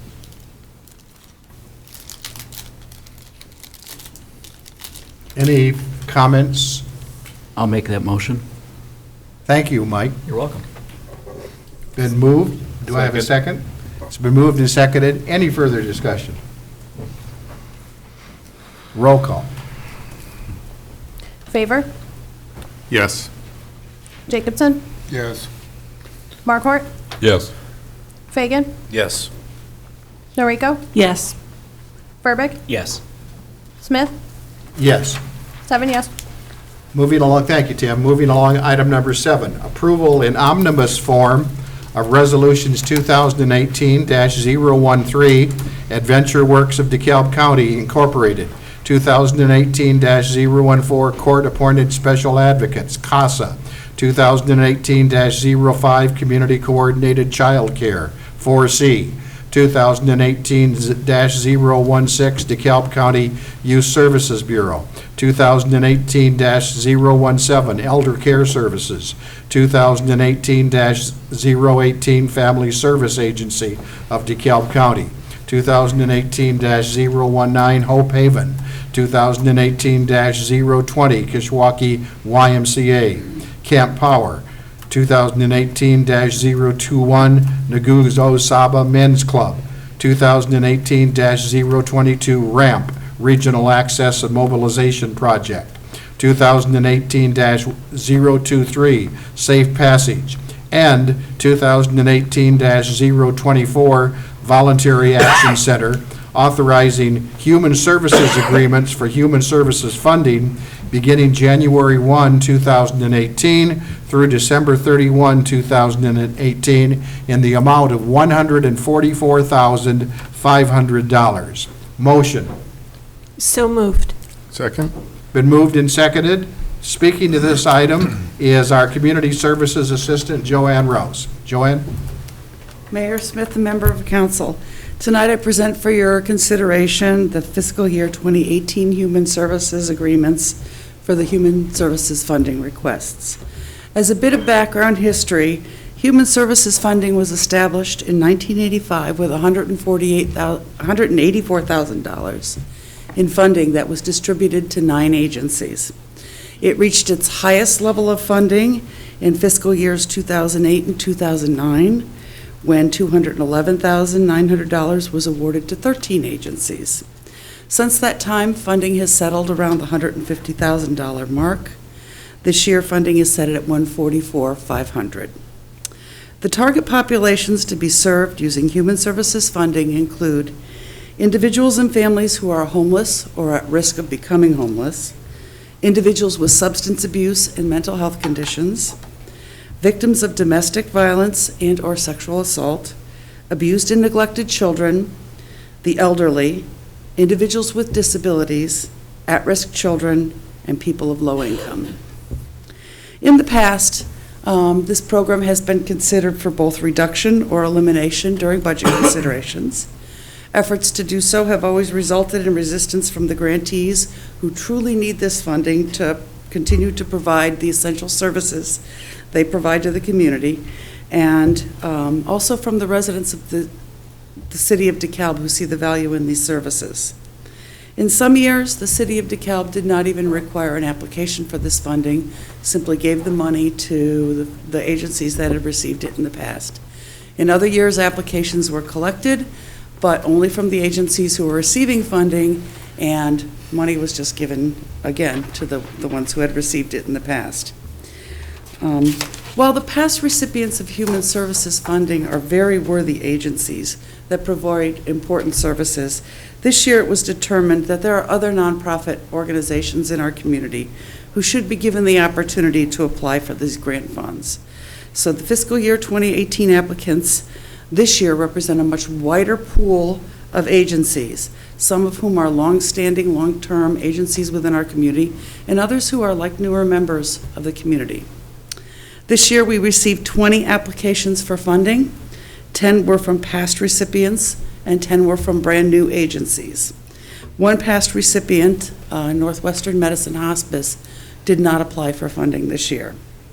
The 2018 budget, as I said, includes $144,500 for this funding, and that's a decrease from last year's funding of $150,000.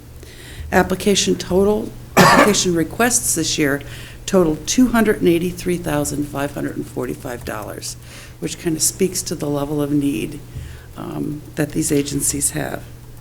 Given the number of applications we received and the level of the funding requests, a new review and ranking system was established this year to evaluate the applications. The system now includes a scoring rubric using a numeric scale and a variety of standards.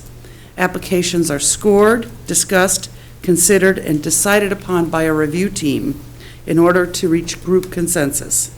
Grant amounts were compared to the number of people being served and the type of services being offered. Also, we looked at what was, if they were a past recipient, what they received in years past. The 18 awards include 8 past recipients and 4 new applicants. Past grantees experienced an approximate 18% reduction in funding to accommodate the awards to the worthy new applicants for this year. The past recipients who were recommended for funding this year include 4C, Elder Care Services, Family Service Agency Club 55, which is the senior center, Hope Haven, and Guzo Saba Men's Club, Safe Passage, VAC for their transportation and nutrition services, and the Youth Service Bureau.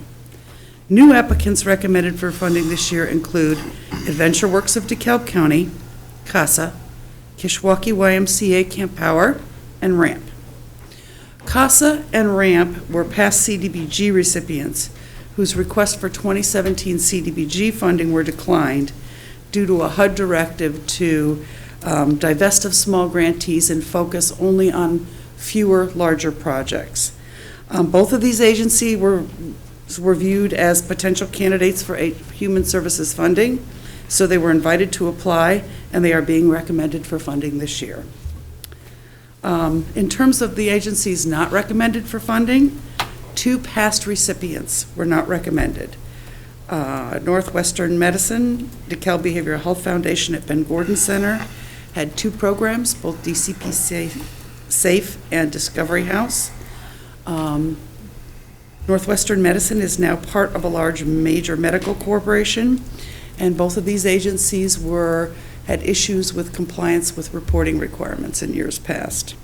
And as previously mentioned, Northwestern Medicine Hospice did not even apply. 6 new applicants were not recommended for funding. They included the DeKalb County Community Gardens, who is going to be funded under the University Village Social Services proposal. Horsepower Therapeutic Riding, which is an agency located in Elburn that serves a small number of DeKalb residents. Kishwaukee YMCA Day Camp, which was viewed as somewhat of a duplicate service for DeKalb low-income children who now were going to have access to Camp Power on site right at University Village Apartments. Family Service Agency Big Brothers and Big Sisters program. It's a volunteer organization that serves only about 56 children per year from the city of DeKalb. The Growing Place, which is a child care facility, who asked for funding to purchase a computer for staff. And it was the review committee's feeling that these funds are there to provide services for the residents of DeKalb, not equipment. The last agency that was not recommended is Welcome Essentials Pantry. This agency provides non-food household products to those who need them. It is an important program because these items cannot be purchased by low-income individuals who rely on the link card, but the service was not viewed as critical to the well-being of DeKalb City residents. As previously mentioned, the list of approved applicants and the recommended funding amounts are included in the documents, the backup documents you received. The council tonight has two options. You can approve the items the agencies recommended for human services funding is presented, or you have the option of changing the agencies designated to receive funding or the funding amounts for any of the recipients. It's obvious you did quite a bit of work on this, looking at the matrix and the supporting information. We do have, before we turn it over to the council for any questions or discussion, Joanne, we have one person in the audience, and I notice there are representatives from a number of social service agencies, but Ellen Rogers would like to speak to this item. Ellen is from Voluntary Action Center. I want to thank Joanne for the very hard work she has put in that, and she has been great support to all of us as funded agencies last year and in prior years. We really appreciate that, as we do appreciate the ongoing support of the city staff and, of course, the elected officials. Certainly, I can speak to VAC, but I think I can speak for other agencies, that the money received is not a luxury. It is imperative to the services that we provide to the citizens of the city of DeKalb. You know, I think I can also speak for the agencies that I would guess that most of us came in with requests that were higher than what were approved. And, you know, certainly we all deal with budgets and uncertain revenue streams. So we really appreciate that. In VAC's case, much of that grant will be used as match to the transportation grant that we are afforded as the transportation provider for the city of DeKalb and the DSATS area. We hope that some of it will be utilized for our Meals on Wheels program. We currently have a waiting list of over 40 individuals, with about half from the city of DeKalb. I think we're going to work hard with the council upcoming year of finding ways to perhaps enhance that support or helping us look for other ways. There isn't a service that we assume will approve funding that is not important to the quality of life within DeKalb, and as you work hard on the revitalization of North Annie Glidden, I know that every agency has a very strong impact on that. We feed Camp Power, and that's at no cost to the grant monies that have been afforded to that program, among other things, and I know I can speak to the other agencies you fund. So thank you very much for your continued commitment to quality of life here. Thank you, Ellen, appreciate it. Any discussion, comments from City Council? Alderman Noriko. First of all, for the record, I would like to have it noted that while I am listed as a board member of 4C, it was a timing issue when they submitted their documentation, and I am no longer a board member of 4C. It was great working with them, but it was time to move on. Secondly, I would like to commend, the staff, Joanne, for, as well as other staff who worked on developing a system to take a look at what are really close to overwhelming needs. I mean, once again, there just isn't enough money. But I think you took a very thoughtful approach to considering what would, really impact DeKalb residents. And the agencies that we are able to serve, I know, do provide, wonderful and needed care for the city. So thank you, and thank you also to the agencies. You work hard with not enough dollars, and I know you keep trying to stretch your dollars. And I know from my experience with 4C, they do wonderful things in situations like the other agencies where, how did they accomplish that with this much money? So hopefully we can help you find ways to continue to be creative. Thank you, Kate. Any other comments? If not, roll call. Jacobson? Yes. Markwart? Yes. Fagan? Yes. Noriko? Yes. Verbeck? Yes. Favor? Yes. Smith? Yes. 7 yes. Thank you, Joanne, for all your hard work on this. Moving right along, item number 8, Resolution 2018-025, approving an agreement authorizing directed payment of downstate transportation operating assistant grant funds on behalf of the Voluntary Action Center. Public Works Director Tim Holderman will address that item. Thank you, Mayor, members of council. As you know, the Voluntary Action Center, or VAC, serves as the city's transit provider. The city receives state grant funding to cover the expenses associated with their service. As you know, from our experience last year, the payment of those funds can be irregular from the state, and so VAC needs to have an operating line of credit in order to be able to cover the shortfalls in terms of when the funds are dispersed. And so as part of that operating line of credit, they have asked the city to renew its agreement to pledge those state grant funds as collateral against the VAC operating line of credit. I know Attorney Frieders has been working on this agreement, and we'd be happy to take any questions you may have. Okay, we need a motion on this on the floor first. So moved. Second. It's been moved and seconded. Now, any discussion? Alderman Fagan.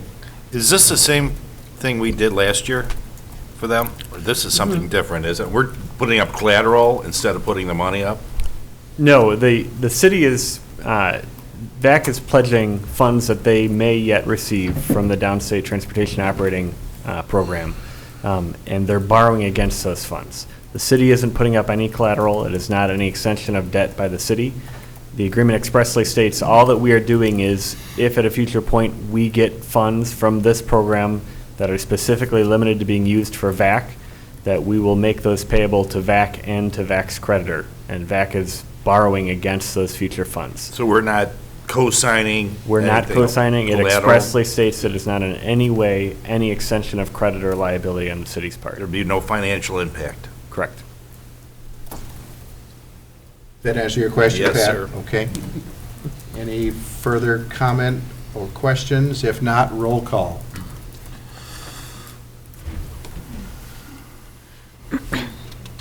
Markwart? Yes. Fagan? Yes. Noriko? Yes. Verbeck? Yes. Favor? Yes. Jacobson? Yes. Smith? Yes. 7 yes. Thank you, Tim. Moving to our last item on the agenda tonight, for items for separate action. Number 9, Resolution 2018-026, authorizing an agreement with Biofuel, Zur and Associates for the license and professional services for an enterprise resource planning system in an amount not to exceed $500,000. With the information on that, first of all, I entertain a motion. So moved. Second? Been moved and seconded. Speaking to that item, Mark, you're going to start off with Information Technology Director Mark Thorson. Mark. Thank you, Mayor and Council. This evening, I'm bringing before you an enterprise resource planning system. This is a project that is actually explicitly put into the 2025 City Strategic Plan. But in addition to that, it is also considered best practices in city operations. I'll start out with just providing information about the current situation in the city. Right now, looking at just 3 target areas for this project, we have silos.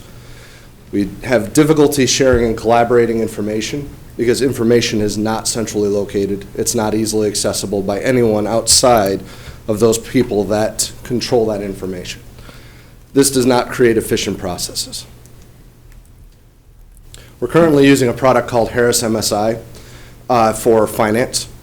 We're also using a product called Hansen, which is no longer called Hansen, for asset management and work orders. Currently, HR has no software to control anything in terms of benefits, position control management, and some other features. There's no contractor grant management capabilities. There's no capital asset management.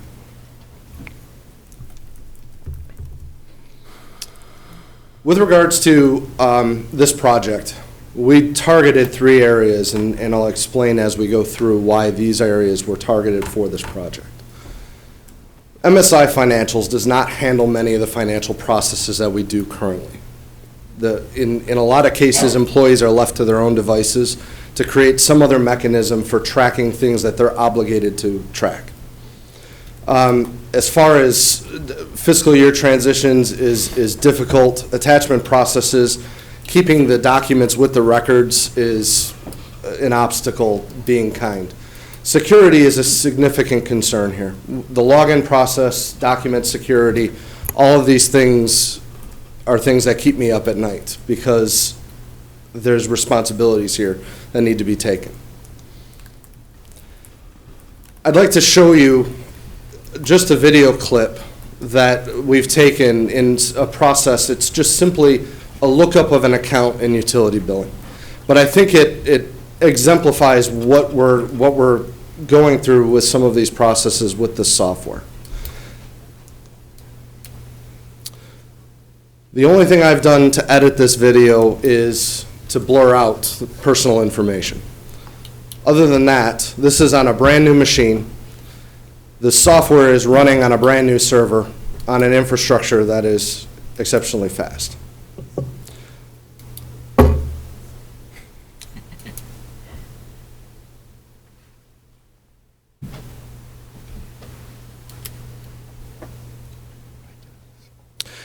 I wish I could tell you that this was the exception to the rule.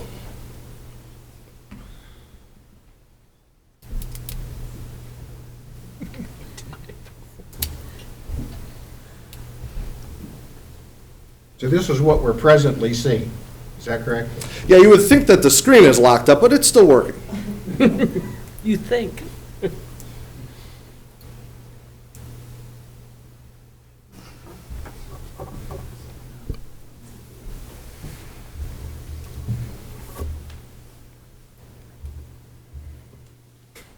There we go.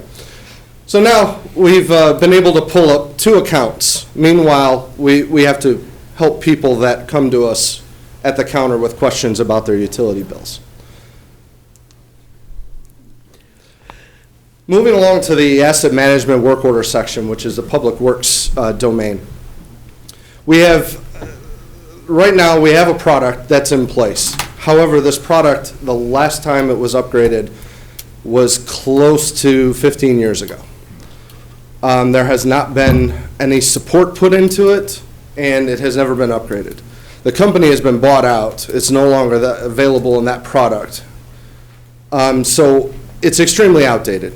And unfortunately, the platform it's running on is my bigger concern, because that platform has been end-of-lifed by Microsoft a while ago. In other words, this is a vulnerability that I need to address, but I have a business need that also has to take place. So I've got to weigh this decision, and that's what's causing us to target this particular department as well. Human resources, from a benefits and position management piece. Right now, staff has to do a considerable amount of work because this work is not centrally located in a software program where it's just simply go to it and then pull up a report. For various things that we go through, it's double work and it's many hours to compile the information, clean it up, to make it presentable for when these requests occur. And these requests, this workload then takes the person away from what they're supposed to be doing for that day to be able to accommodate requests. It's just a tedious situation that, and it needs to be addressed in order to streamline processes. So having that information as a background, what is an enterprise resource planning, or an ERP as it's commonly known as? It's essentially a central software product that addresses most, if not all, of city operations. My experience has been the all side does not always happen. It's really most, because the departments in a city can be so disparate that sometimes a software cannot encompass just about everything. So what we did in this case was we targeted specific areas to address that we felt would benefit the most from this improvement. This also provides interfaces to other systems. It provides an overall visibility to the organization. So from a perspective of being able to help provide information to the city, to the community, be able to collect that information, this provides a much broader sense of visibility of operations, what's going on. And it takes us to the ability in terms of analytics in what we call descriptive analytics, which just means what happened. We need to be able to understand what happened. That's the foundational level we're trying to build with this. And then we can move on from there. This just gives you a visual of what an ERP would do. So it's essentially taking data from finance that's being collected, human resources, assets, putting them all into one system that you can use. I'd like to go over the process that we went through in order to bring this to you. It started out with a needs analysis beginning back in February, where I was able to go and meet with all of the departments, determine what processes were happening, what would make sense in this project, who had software and who didn't, is one of the first questions that I started asking. This narrowed us down to Public Works, it narrowed us down to Human Resources and Finance. We felt that those areas would benefit the most from this project, so those were the ones we started focusing on. We had them create a list of all their processes, and then we had them identify which of those were critical processes that absolutely had to be functional in this software. And that's what helped us to build the request for proposal that we were able to release, which on May 22nd at the Committee of the Whole, we presented, and consensus allowed us to be able to move forward with releasing that. As an additional note, on May 3rd, we also had a demonstration for staff at large, just to be able to give them a sense of what to expect with this type of project and what benefits that they could leverage with it. We released the RFP. We had a pre-proposal meeting on June 6th where we invited proposing vendors to come in and be able to ask questions and then get answers. We were able to document all of those questions and answers and release those as 2 addendums to the RFP. And our deadline was on July 21st. We narrowed that down to 3 proposals. We then started creating targeted demonstration scripts. This was important because I have to pull staff away from their job on 3 separate occasions for these 3 vendors for multiple days, and I needed to use that time as efficiently and effectively as possible. So what we did was we created scripts for vendors to follow that made sure that we were covering all of the critical areas that were needed. And we are also able to really focus their time, and we were scheduling to the minute. This was a very choreographed event, trying to pull people in and out as things were going on. This just gives you a quick highlighted view of what a script would look like. We had 15 of these scripts, and each of these scripts had anywhere from 8 to 20 different topics, and next to that was functionality. I know this is an eye chart, but we're going to post this, we can post this presentation online. The idea is, again, just to target those areas that were needed in order to be covered, so that staff had a good idea of what each product provided. After each demonstration, we went through and had the core team debrief pretty much right after that. It was usually the next day or within a couple days afterwards, and go through and grade across 7 categories. So we asked for what was the quality of the demonstration, what was the overall look and use and ease of use that it provided, what was the perceived risk. So we had the idea of we had a background given to us by the vendor. We wanted to know how comfortable we would be choosing that in terms of how well they would meet our needs, how feasible the timeline was, et cetera. And as you can see, BSNA scored the highest. The higher score is the better score in this case.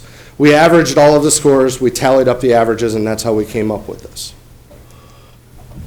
Additionally, the pricing, obviously incredibly important. BSNA came out with the lowest initial price. However, the cumulative price was a bit higher than the next one in line, but I'll explain why we still chose BSNA with regards to that.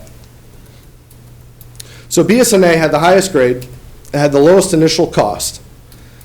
There were 2 items that really stood out. One was the transition plan.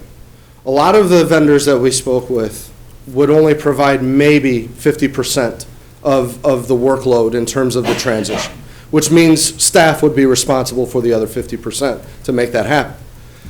BSNA came through and said, we can do up to 75 to 80% of the transition work for you, which frees up staff time to be able to do the work that they're supposed to be doing during the day, while still being able to schedule in time to be able to do this. When we went and spoke with other communities that were using this software, we posed that question directly to them, and they all agreed that BSNA did the majority of the work during those transitions. So we were comfortable with that aspect. Great support. Unprompted, speaking at the site visits and in communications with others, all of them said unanimously that their support was fantastic, which is critical to us as staff because that allows us to use that software to its fullest potential, being able to have access to great support. I won't take much more of your time on this, but I wanted to cover a couple areas that are important as well. This project is expected to take between 12 to 18 months to complete. However, given BSNA's track record with this and the transition process they're providing, we feel that the 12-month mark would be closer to accurate, more so than the 18-month mark. Parallel processing, we're going to have to do things in sync with existing processes to get them through. Some examples are payroll. Also, integrations with existing systems, police department, fire. Some of these are going to be scheduled out at later times. GIS, the nice part about this software is it integrates with our GIS system immediately. So that helps us out from a transition standpoint. The outcomes. This is what we want to have happen with this project. This is what we expect to have happen with this project. Service level increases. We want to be able to reduce the redundancies that are in processes right now. We want to have better collaboration and better data share, better accessibility to data that we need to be able to operate. More visibility across the city operations. At a glance, being able to pull information back without having to submit requests and then wait potentially days for someone to handpick that data and bring it back to you. From my perspective, better security. Role-based security, which is not something that's in place right now. Security is absolutely cumbersome. Securing sensitive data, we have to take extra steps to be able to protect data. This system will be able to inherently bring that up to speed where it needs to be. And with that, I'm going to introduce Kevin Schaefer from BSNA just to give a brief background on who BSNA is and just some background information.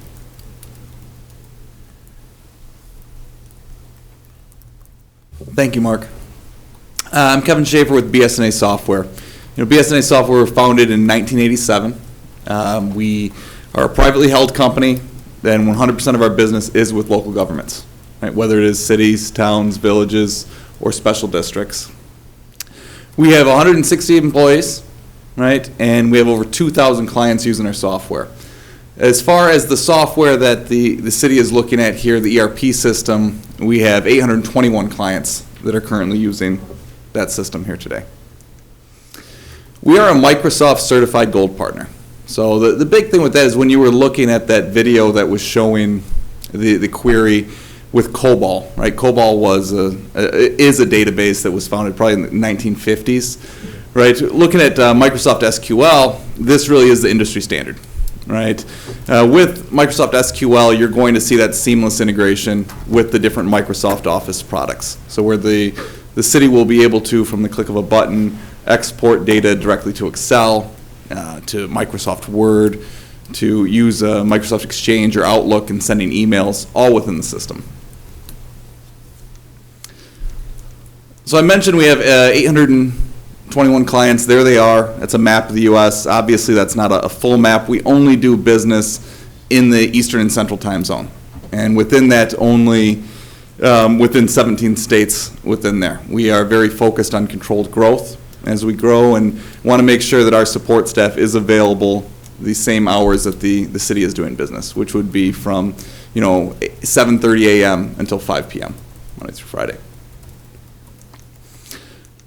And here's a list of our clients. We have 60 clients in the state of Illinois, so varying in size. Some even larger than the city, like a Skokie. Northbrook's very similar in size. Oak Park, some even smaller communities. So we have 60 clients in the state of Illinois, and then we've been doing business in this state for 5 years. We are different than some of the other software providers out there. One, I mentioned it earlier, being privately held. We do not have to appease any shareholders. There's not quotas that we have to meet. The number one goal with our company is service. That's how we've grown the business to where we are today, and that's the main focus of the company. Every one of our implementation specialists out here that will be trained on the financial applications will have either an accounting degree or municipal financial experience. So someone that truly understands the day-to-day activities of the staff here at the city. And as far as the converting the data from the current system, the Harris MSI, we've converted that over 25 times successfully. So we are very familiar with the data conversion. We know the layouts and very confident we'll be able to do that successfully.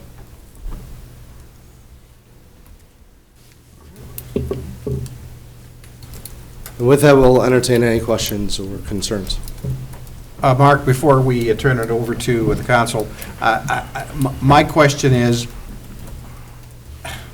this appears to be sort of a quantum leap from something to something, and maybe that's not a good way of describing it, but you are a relatively new IT director. You've been aboard now for a year or so, is that correct? Correct.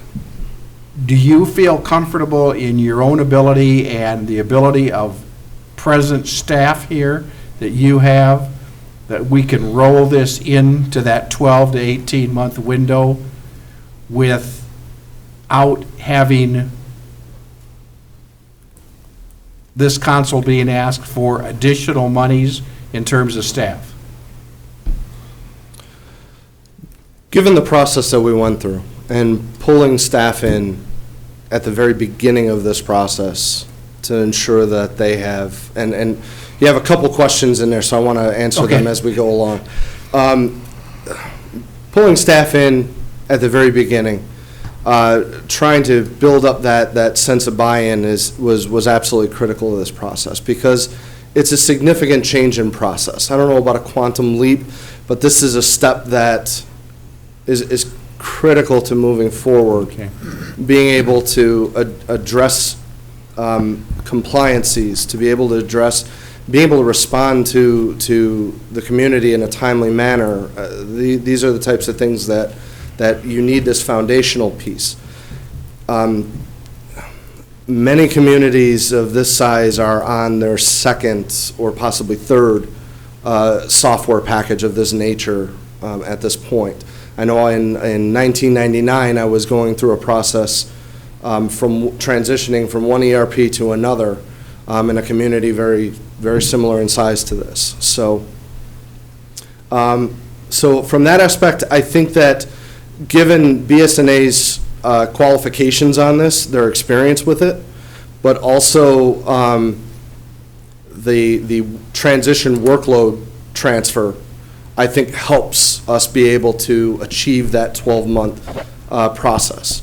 With regards to keeping it within budget, that's my goal. In a perfect world, I would want a more work room in this number. Given the situation that we're in, we have to make this work within the boundaries that are given. So I hope that answers. Yeah, and then, those boundaries to me mean that we can do this with the staff we have and with you leading the charge.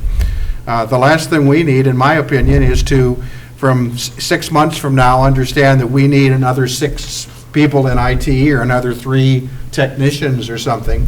I'm not a technician, I'm not a techie, but this sounds to be something that we need. It's a pretty good chunk of change, and if you're confident here tonight telling us that we can get this done with BSNA and with their support and with our staff, we can be up and running between 12 and 18 months, I have a certain level of comfort. Thank you. I cannot, yeah.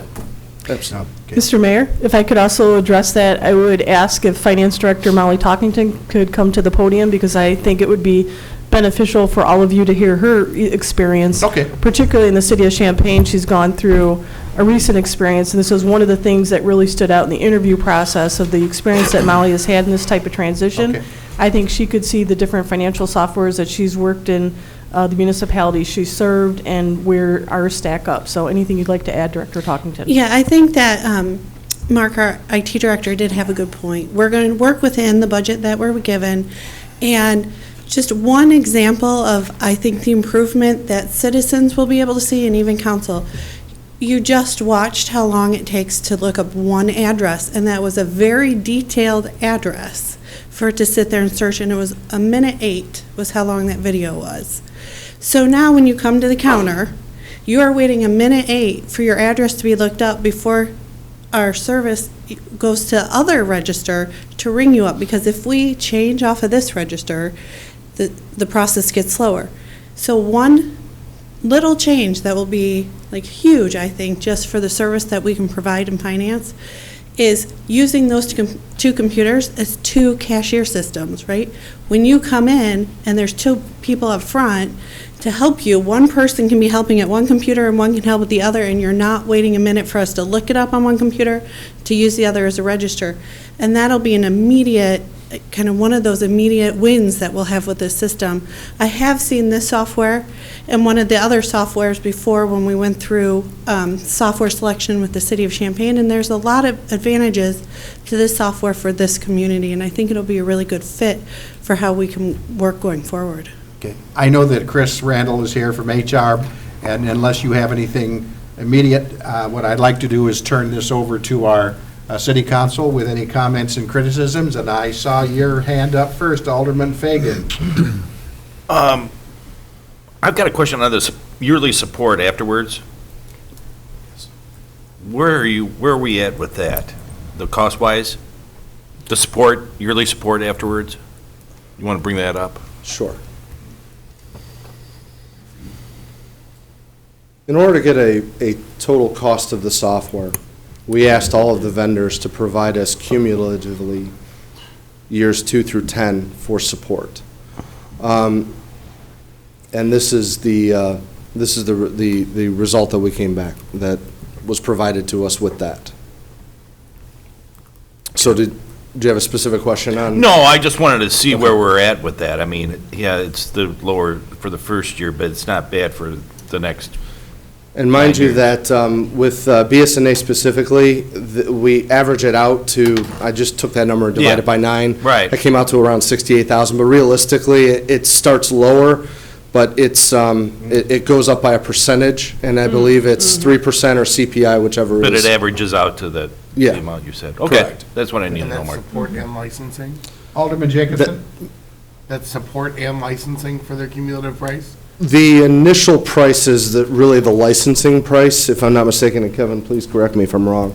But the cumulative is simply support and maintenance to provide that, and would you like to? Right, so in the cumulative, that includes, the cumulative will include all of your support, which will give you all the updates of the software, as well as any maintenance if you need to call us to assist with anything.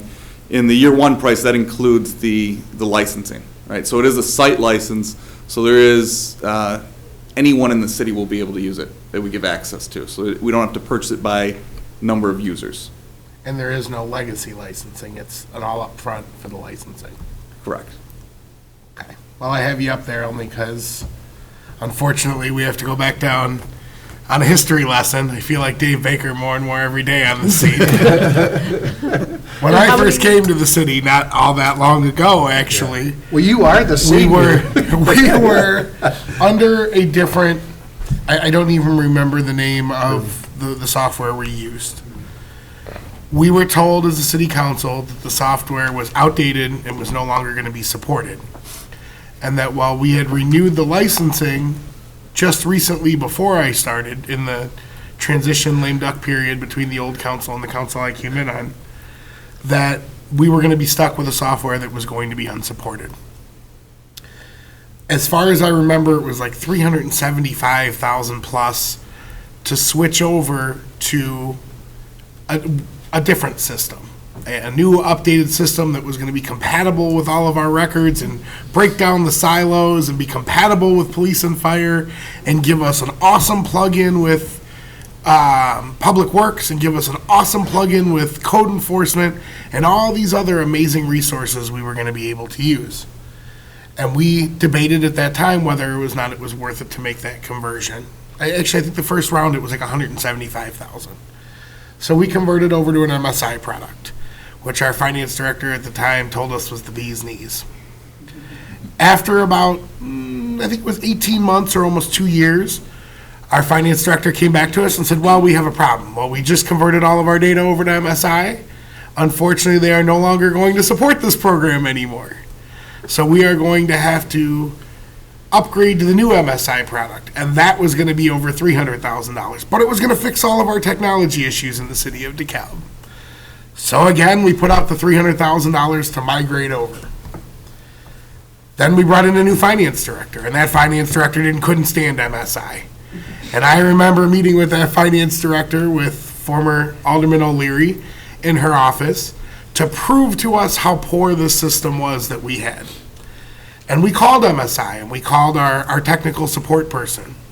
And on the phone, this person told us at no time in the entire 3-year period had the city ever reached out to MSI to discuss any of the bugs they were encountering in the software. So I guess that would be my first question, is since that, now that we have another new finance director, the third since I've been here, technically the fourth if you count the interim, have we talked to MSI about these slowdowns and these technical issues and those issues, and have they been rectified from their end? So we are on the phone, I think, every day with MSI. Okay. I will say the last payrolls we've had, we've been lucky that they've been able to come out on time due to MSI issues and their critical failures. A lot of that is we call, there's only one person who represents payroll. They were on vacation that day. They couldn't help us. There was no one else on site. This is a repeated answer we keep getting from them. I will tell you, Harris and I know this for a fact because I've had Harrison site at Champaign and have spoken, that their legacy system, the one they're kind of going forward in the future, is not MSI. It wasn't GEMS that we had in Champaign. When I spoke to them last, it was, I can't think of the name, it starts with an I. So Enterprise, they have Enterprise, so that's a new system that they're pushing forward. So the support for MSI is getting, I think, worse and worse. And each day that we have an issue, the assistant finance director is trying to run a report. Now, normally, we all know you have to wait 15 minutes for a report to run. Well, he called, because it didn't come at 15 minutes, they said, wait another 15. It took a half hour just for the report to print. So we're, I think, at a critical point with this software that it's not helping us function in the finance department. The prior software, I do have experience with that one as well. They changed their model from what they had at that time, the Munis. We did ask them, they were one of the Tyler Technologies that came out and did a demo. If we had chosen that product, would there be a way to get our data from the old Munis system into the new Munis system and go forward and maybe make some data transitions there and have a longer history? And they said, nope, they would keep that old Munis product standalone, and then we would have a new Munis product to work from. So there's, I think there's some functioning between what Munis was at that time, but I don't know exactly why they chose to leave Munis then versus now. And I appreciate that. My question then goes to Dean. Do we have any recourse in our contract with MSI if they cannot provide a viable infrastructure to work around, and we paid them hundreds of thousands of dollars to provide that service to them? How do we not have recourse against them and say your product is garbage, you sold us some magic beans, and those magic beans don't even grow in a timely fashion? It takes a half hour for them to do anything.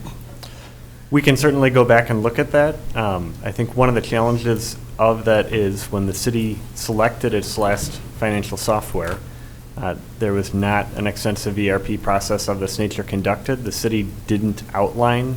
If you look in the agenda packet, one of the first things that IT Director Thorson did with all the departments is go through every functionality that they needed to have, and those are all included as components that the software provider is required to provide us. If you look at the agreement that the city undertook with previous providers or the provider before that, it's very limited in terms of what is indicated to be provided. It's kind of like a Microsoft Office license where they say, you will have access to Office. It doesn't say, here's the functionality that Office will necessarily include. So because of how those agreements were approached from the technical content from the department, there's very little in them that is committed to be given. When we approached this, we approached it from a blank slate of identifying not what software do we want to go with, what companies are out there, but what functionality do we need to incorporate in the software, and ensured that we went through a process, the RFP process, where every contractor had to demonstrate specifically how they did or did not comply with those standards. So if one of those required elements wasn't delivered, if we're 6 months down the road and BSNA isn't able to deliver on aspects of the HR components that the RFP indicates they will, we would be in that exact position that you're talking about, the position that we like to be in, where our agreements are well documented in terms of what we're actually getting. Again, I will gladly go back and review that, but my concern is based on the way previous agreements were approached, that's not going to be the case. Okay. Next issue, compatibility. And obviously, we have an IT director now, which is certainly a benefit to us in deciding these things. In terms of your modules for how you do your plug-in APIs, your add-ons, if you will, your side dishes, do we have existing capability with your software in both Firehouse, that's what we use in Fire as far as I know, and whatever PD and code enforcement is using, or will those have to be built as standalone plugins?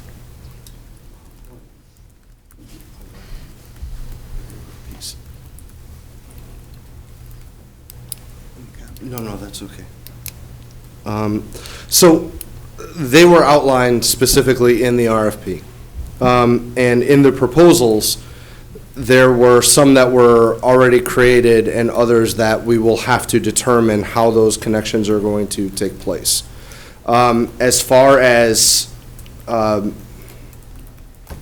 we're going to have to do is make sure that we are running as lean as possible on this project to be able to incorporate any additional costs to make those automated pieces work that were not outlined, because in some cases, they already have existing functionality that might be out of the box. For instance, GIS is the one that comes off the top of my head when reviewing that RFP.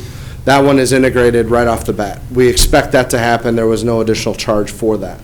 Our payment process, they had previous experience with that, and they knew what the cost would be in order to be able to integrate with that payment payment provider. So that was outlined in there. However, with some of the other ones, it can be a little bit more complex. So they weren't able to give us an exact price, only that they were able to work with those systems.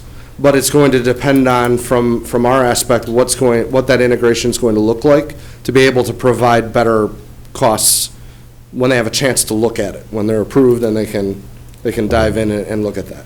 Again, we're going to have to really keep an eye on this, because we want to make sure that we're creating those integrations and we're also keeping within our means.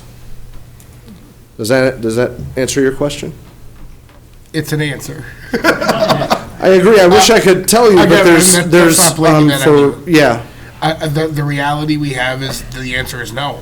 I mean, we can't guarantee functionality with all of our other things, and the likelihood that standalone or one-off APIs are going to be required to connect those softwares is high.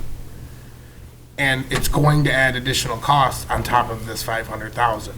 I mean, my fear is that 6 months from now, we have police and fire at the podium saying, hey, we have to add another $500,000 to make sure we can break down these silos, because we've heard that before, and this has already happened. So I'm trying to prevent it going forward, especially if we're spending $500,000 from happening again for the now third time since I've sat up here.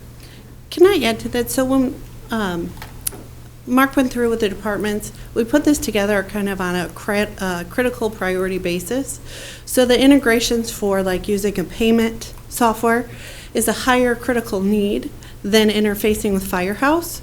We do realize that there will be some software systems where we're going to have to print a report and then rekey it into the new financial software, because funding, budget, the budget, the timeline, and how it kind of stacked in our critical priority just didn't make the cut for this project. So that's functioning by itself, and as we go through this and we get more comfortable with the ERP system that we're putting in place and how it works, it might be a time, down the line where we say, you know what, we didn't plan on integrating this one. We're working with it. We think we could integrate it. And you're right, it could be an additional request. I don't think it would be to the magnitude of this project, but it could be an additional request down the line when now that's more of a priority, because we've already met some critical needs this time. Does that make sense? Again, it's an answer. Yeah. Okay. Again, being out on the line with some of the guys when they're doing things, when I'm talking to some of our inspectors, when I'm talking to some of our police saying, we spend all this money on software and it's supposed to be technology and everything's supposed to be integrated, yet I can't send a parking ticket to finance. I can't send a fine to finance. I have to print that out from my office. I have to enter it into my Firehouse software. I have to then go back to the office and do the full report. Then I have to print it out. Then I have to physically walk it across the street and hand it to someone. Again, technology is supposed to reduce costs and increase efficiency. And we keep throwing hundreds of thousands of dollars at it for the base level of functionality that isn't reducing staff cost or time for us. And that's one of my fears here, that again, we're doing what's in our means, and we're going with the lowest cost provider. Much of the cost of that upfront cost is the migration of the service. So in trying to, again, prevent the same conversation from happening, I don't feel comfortable that I'm getting the answer that we've checked all those boxes at this point. Obviously, payment integration is hopefully taken care of. I would imagine you have an online payment process and that works, unlike MSI's was not working for us. I would imagine that's a base level of the finance software at this point, in this day and age. That is correct. And as far as the integrations, we did quote pricing for, I think, all but two, right, in the contract. And those ones were to be determined because we weren't 100% sure what would be required for it. Now, with that. What two are those? I think Firehouse was one, and The police software was. the police was the other. Again, those are our major technology departments that we need you to be connected in, as far as I'm And we're happy to provide the price, once we see the layout. Now, we also have generic imports, right, that are available, that if there's a way out of Firehouse, you can, get a CSV or some type of file that would meet our import. There would be no charge for that type of integration. So if your system is configurable where you can create the export in a layout that works with us, there'd be no charge for that at all. But a typical, just to give you an idea, for one of these integrations, the cost would typically be around $3,000 to $5,000. So even if there was two that need to be purchased, it would not be, anywhere near the purchase price of the software. And my one last question for you, because again, I think this is in your realm, not in our staff's realm. Are you giving us a guarantee that this project that this product is going to be supported for any length of time? Again, I don't want to be in the situation where we sign a contract for $500,000, and in a year, one of your salespeople call and say, well, we're no longer supporting it, you're going to have to switch and migrate over to our newest product for another $500,000. I want a minimum 5-year guarantee that you will not drop support for this product, and I'd prefer a 10-year. And if you do, that we can migrate for free if we stay with you. So I believe that's already in the contract, that if something new comes out, that you would be able to migrate to it, but I absolutely can guarantee that for 5 years would be supported. I can't give you a date on end of life, as this is. I just want to make sure it's not 10 months. Right. Like we saw last time. Absolutely. And David, you're talking about integration, I'm talking about personnel also, and they're both cost factors we have to take a look at. Now, thank you, David, for that question. Or was that two questions? Several. Okay. Alderman Noriko. I have a question about personnel within the city. Can you estimate what % of time our city staff, particularly the decision makers, the department heads, how much time they'll have to spend on this, in the next 6 to 9 months, in addition to their regular duties? That's a difficult question for me to respond to on the spot without looking at the contract again and to give you a number. There will be time, obviously, in addition to their normal hours. Yeah, I know. I mean, I've been through, and I know it's significant. I'm, just, thinking about, what's realistic in terms of, okay, if they're taking on this major project, what else are we looking at having them work on? For example, Molly, I mean, we have all these budget meetings coming up. She has Finance Advisory Committee. She has duties which I don't, even know about, I'm sure. And then we're going to, add this. And, it has to be done, but I think, the city manager and the council need to be mindful as we're, in terms of our expectations about what else can be accomplished while, the staff is going through this kind of major transition.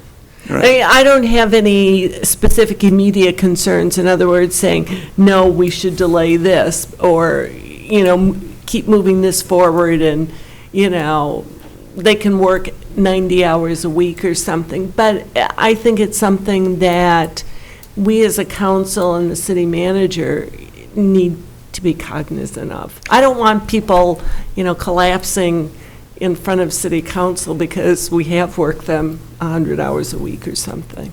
And I'd like to address your question.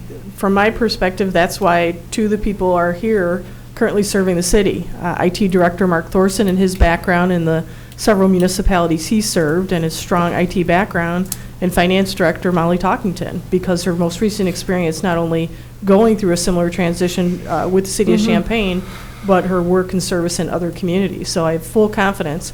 Is this going to be a big-time commitment? It is. Yeah. And I think Director Talkington would tell you firsthand, she lived through that most recently coming from Champaign. I think one of the important things is talking about looking at that window of 12 to 18 months. There are going to be problems anytime there's a software implementation of this magnitude that's impacting all these departments.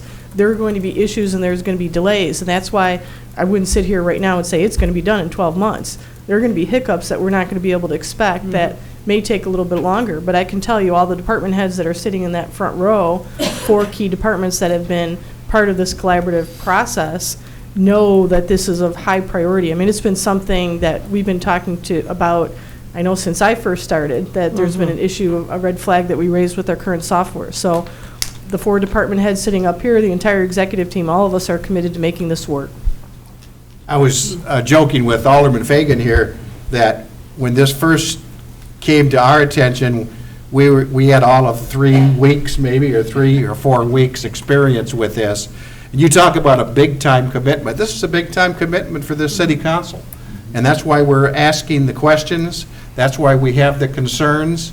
And you know, I appreciate the candor. I appreciate the candor and, you know, so that we can take a look at this and rest somewhat comfortably that we're not being sold the proverbial bill of goods, so. So one thing with BSNA software in regards to your question or concern about time, with the data conversion, many software companies actually have the community, whether it's the IT staff or the finance director, go through and map out all of the fields and do the majority of the work for the data conversion, right? And this is probably what takes the bulk of the time, right? I mean, you're talking the beginning stage of this project, they could be spending, 10 hours on this a week just to get through and get the data. With BSNA, we do the data conversion, right? We take ownership of that conversion. What we need from your staff is the data exported to us, and then we run the conversions. So really the time that your staff is spending when it's regards to conversions is checking our work and going through and making sure everything balances with us. So that right there does save a lot of time, and that's a big portion of us doing 80% of the total work of implementation as opposed to the more industry standard 50. Okay. It's been moved and seconded. One more quick question. Yeah. Let's hear from Chris Randall. Yeah, I just want to add one. And then David, you have another question. One piece to what Kevin explained, and also being through this process before, and as it was mentioned, it is a lot of work. So one of the things is there's no software that's going to integrate every piece of software that we all have. So we're going to have to try to be flexible and creative in some other ways. The other aspect to what Kevin said, that right now what we do, it's almost a redundant kind of work because we do have to keep reworking our spreadsheets anyways because to make sure that they're accurate because they're not being updated. And that simple fact that BSNA will help us importing all those spreadsheets is going to help. And one of the things that what's very unique to this project is I would say maybe 30% is a collaborative effort between HR and finance because most of our inputs then it will be generated to finance as far as employees are concerned if you take it just away the utility billing piece. So yes, it is a lot of work, but to be quite honest, it's something that we cannot avoid. We have to do what's right, not what's easy. And that's why we are in the circumstances that we are right now. It's because things are doing like, well, let's do a little bit like this, a little bit like that. And I know it's painful because it is a lot of money and it's going to be a lot of time. And that was something that I even told my staff, things are going to get worse before it gets better. But then when it gets better, it gets so much better. And we lived through this with the implementation of NeoGov. We did 3 modules in a year. And now we look back, there is no way we could have done in the recruitment and the work that we were doing without having a piece of software, let alone not killing as many trees. So Thank you, Chris. Dave, did you have another point? What is our existing annual licensing cost with MSI now? I believe, and you can double check, but I believe it's 20,000 per year. So this will create an additional 40+ thousand legacy cost a year on top of our existing cost. If it's $500,000 for 1 year, Right. 608 for the other 9 years, it's 50,000 something dollars a year. There's some other costs that'll be offset. So Hanson, the asset management software, I don't know how much that is a year, so you would have that you would then also get rid of. But you're also talking about kind of just the time element, which is a big saver. So like I said, you watch that video, standing there for a minute for every customer is a lot of time that's eaten up every day. So we're going to gain in some of that time efficiency as well. Again, with the reality that time savings isn't a cost savings. In the real world, in the private sector, if it takes 10 people to load a truck and you now have a robot and you can outsource those 10 people, they don't all get to keep their jobs. Your cost savings isn't paying up front for the machine that takes care of that job and getting rid of the 10 people, because now the load is lighter, the job is easier. There isn't as much wasted time because technology has changed your organization. And unfortunately in government, whether it's at our level or any level, all of those employees all get to keep their jobs more often than not, and there is no cost savings by technology. So that's why things are so siloed. But there's a work improvement and work results that you'll see. So by freeing up time for someone, I could, instead of me having to go to 3 different spots in the software to come up with one number to make sure it's the right number that I'm giving to you in a report, like how many times we did the 5-year financial forecast. Those took a lot of time because I had to look to multiple sources. I could get that done faster, but then address another area that I'm not getting to as quickly, or provide you higher level review of information instead of just turning it around just in time to give it to you, be able to produce it, put an analysis to it, and have a higher level ready for you. So there are efficiencies that are gained in how we're going to do our work, but not necessarily, eliminating staff, because we are facing gaps in our work that we need to fix. So by getting the new software, it will help us address those needs with the staff that we have. Again, we were told by getting department heads those would be resolved, but suddenly now we need software to back those extra bodies up. Again, I just want to make clear that the legacy cost is going to be higher than we're paying now, so we're increasing the cost to the organization. And the comment was made that no, not all softwares, not all departments are going to be able to work. 100% of software isn't going to be integrated. I appreciate that. But to say that police and fire aren't supported in our operation and that that's okay, again, those aren't the janitor who's listing his daily work tasks. These are our operating staff that absorb the legitimate largest share of our budget, that create the largest flow of information back into the operation.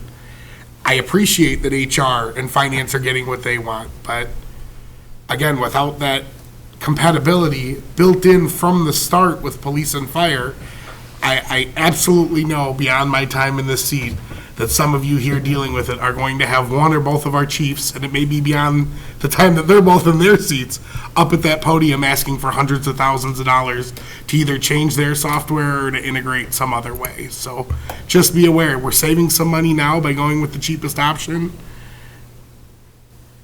It never seems to end. There's always another ask. So be prepared for that ask in the future. If I could address one of the comments, yes, one of the things that we've taken in this approach that I can't speak for in the previous approaches, I wasn't here, but I can tell you from this approach, I'm looking at this organizationally. That's what an IT director does. That's why IT is no longer under finance or any other specific department, because what happens with that is it creates monopolies of time and resources. Not intentionally, but just the nature of the beast. Pulling that out of that and creating it at an organizational level allows me the flexibility to look at things from an organizational level. not specifically finance, not specifically HR, and also Public Works is involved with this too, which is also a significant operation in the city and is woefully underrepresented in terms of data collection at this point. They have absolutely no way to tie work orders right now to the assets that they have out in the field, which causes problems when we go to fix things. So there's a lot of aspects to this that, from my perspective, I am looking at this organizationally, not specifically any one department. I targeted these 3 departments specifically because I felt they could benefit the most from having a centralized data system. That's what we're attempting to do. Now, in the future, might we bring something else back into this? Absolutely. I mean, that's always a possibility. We have to constantly reevaluate our setup. Now, am I looking to move away from BSA in the near future? No, that's not the intent of this project. The intent of this project is to bring it in because we look at them as a partner in moving forward. So what I'm trying to do is look at that and also look at these integrations that aren't maybe represented right off the bat. But we continually evaluate those and figure out better ways to make those happen. And if it's simply, at this point, a flat file that I can pull out of one system and put into another, then that's what I'm going to do because I have the capabilities to be able to do that. That may not be the right option. That may be the right option. Once we get into this software, I'll have a much better idea of what we can do and what we can't do. For right now, I have to go off of the requirements that we provided to them and the responses that we got back from these vendors and be able to move forward with what we collectively feel is the best approach to move. We have a motion on the floor and a second to consider authorizing this support of this resolution. Are there any other comments? If not, roll call. Fagan? Yes. Noriko? Yes. Verbeck? Yes. Favor? Yes. Jacobson? No.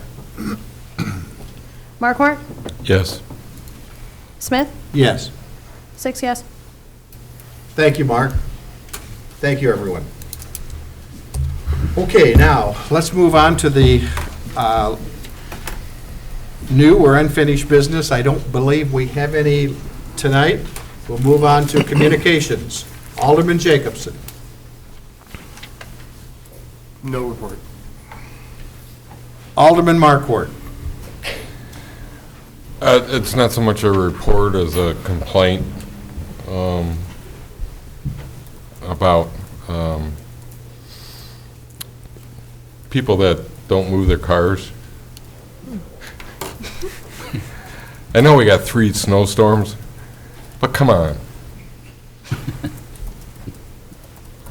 Thank you. Alderman Fagan. I've got 4 things now. I made my son pull in the driveway, so he wasn't on the street. Okay, good. One of the things is, there's been a lot of talk about the library, return on money. We are keeping an eye on it. We are, believe the mayor's going to address that here in a little bit. Third thing is water bills. Now, I was contacted quite a bit on this. I reached out to the city, wanted an explanation. And everybody understands things break down, but, you got to be transparent, open, let people know about it. 18 to 20 days on a bill does matter. And there's people, not only in my ward, but I address it that way because, it even affected me. But just even giving an extra 18 to 20 days, if they charge 18 to 20 days, give them a break on paying that for 18, 20 days. There was no mention on it on the website about hardship or anything like that.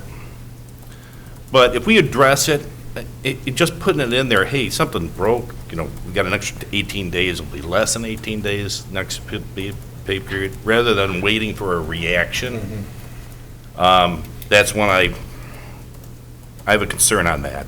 We want to have better communications from the city to the people. Fourth, with the snow removal, I did not get one complaint. I got quite a few people reached out to me, said what a great job they did. You don't normally hear that, and I just wanted to point that out. The other thing is, I saw our subcontractor out on 4th Street here before the kids got let out, and they were hitting the sidewalks again. Good job on that. That's all I've got. Thank you. Alderman Orico. I just wanted to remind my fellow council members, staff, citizens, on Sunday, the 18th, there is another beloved community dinner. Sunday evening, is sometimes kind of a downtime for folks, hard to rouse yourself to get out of the house. But it will be held at Newman Center, Christ the Teacher Parish on Normal. And it's a good opportunity to enjoy some good food and talk to people that you probably don't get a chance to talk with. You might end up seeing your alderman there. That can be good or not so good, but just a range of folks. So I encourage people to come to the event. Alderman Verbeek. DeKalb High School's a cappella group Enharmonic Fusion earned first place at the Midwest Quarterfinals at DeKalb High School this last weekend. Also, Devontae Merrick earned a special award for vocal percussion, which was truly outstanding. We will be hosting again the next round of a cappella competition on Saturday, March 10th. This event will be sold out, so those that are interested, I suggest getting your tickets early. And while we're on DeKalb High School, I'd also like to congratulate the 4 individuals that made state in wrestling. Thank you. Alderman Favor. No report. I have a couple of things under communications tonight.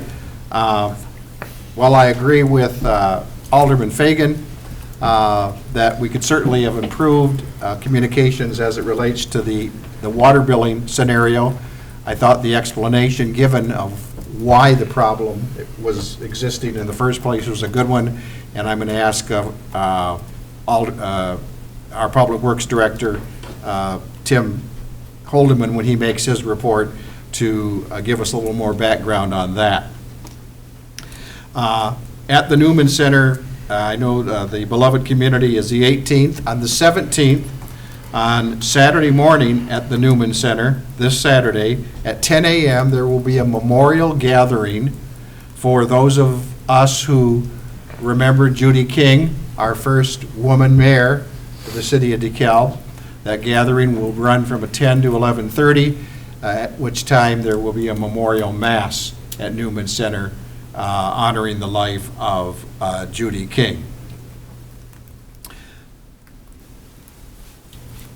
As many of you are very aware, the city of DeKalb has been very instrumental in the recent expansion of our public library. We can all take pride in its completion. Unfortunately, as the state suffered through unprecedented delays in its budget process, this city was asked to work with the library board to assist in assuring that contractors were paid. In 2015, a temporary tax levy was authorized. The local banking community stepped up in facilitating loans. Citizens stepped forward with individual donations. Finally, the DeKalb Public Library awaits the final $1.1 million from the state and has indicated that the obligation to the city will be satisfied when that money arrives.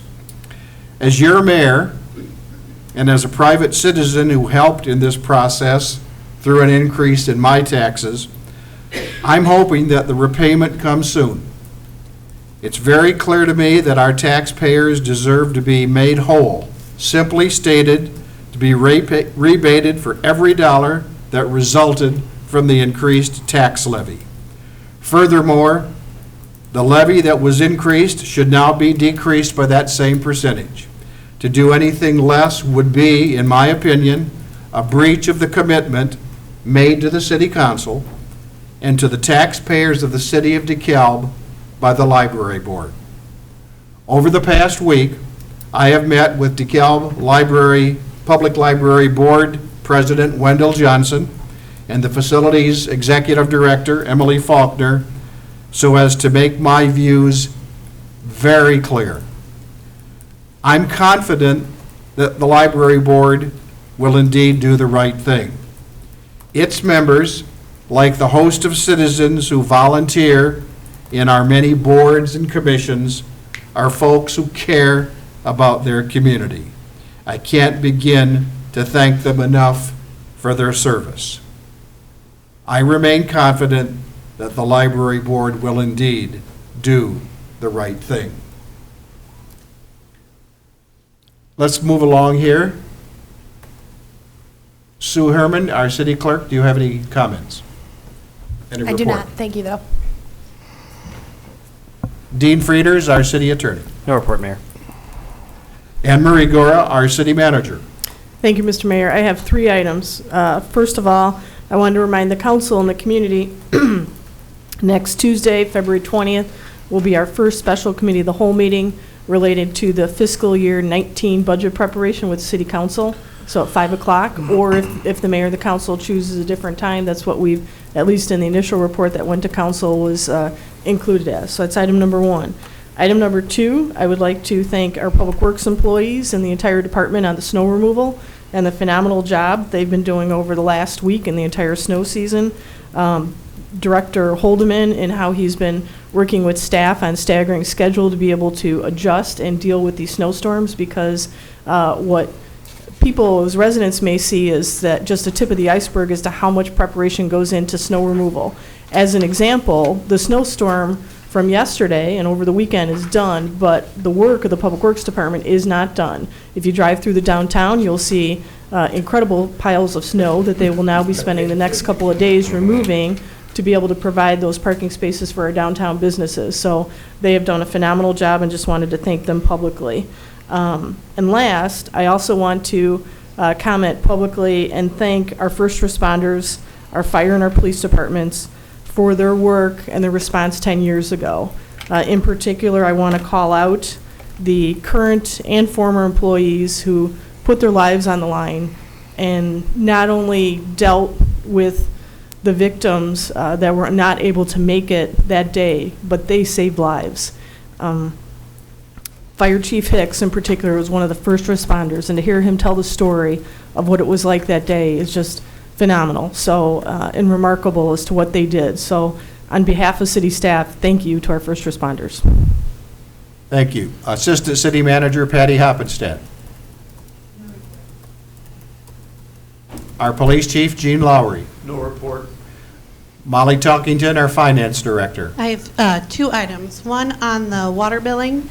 I wanted to be clear for citizens that that bill is due on the 21st. We have been working with anyone who's called or come in to establish payment plans without a late fee associated with that because of the additional days on this bill. But their following bill, it only affected one route within the city, so not all of the citizens.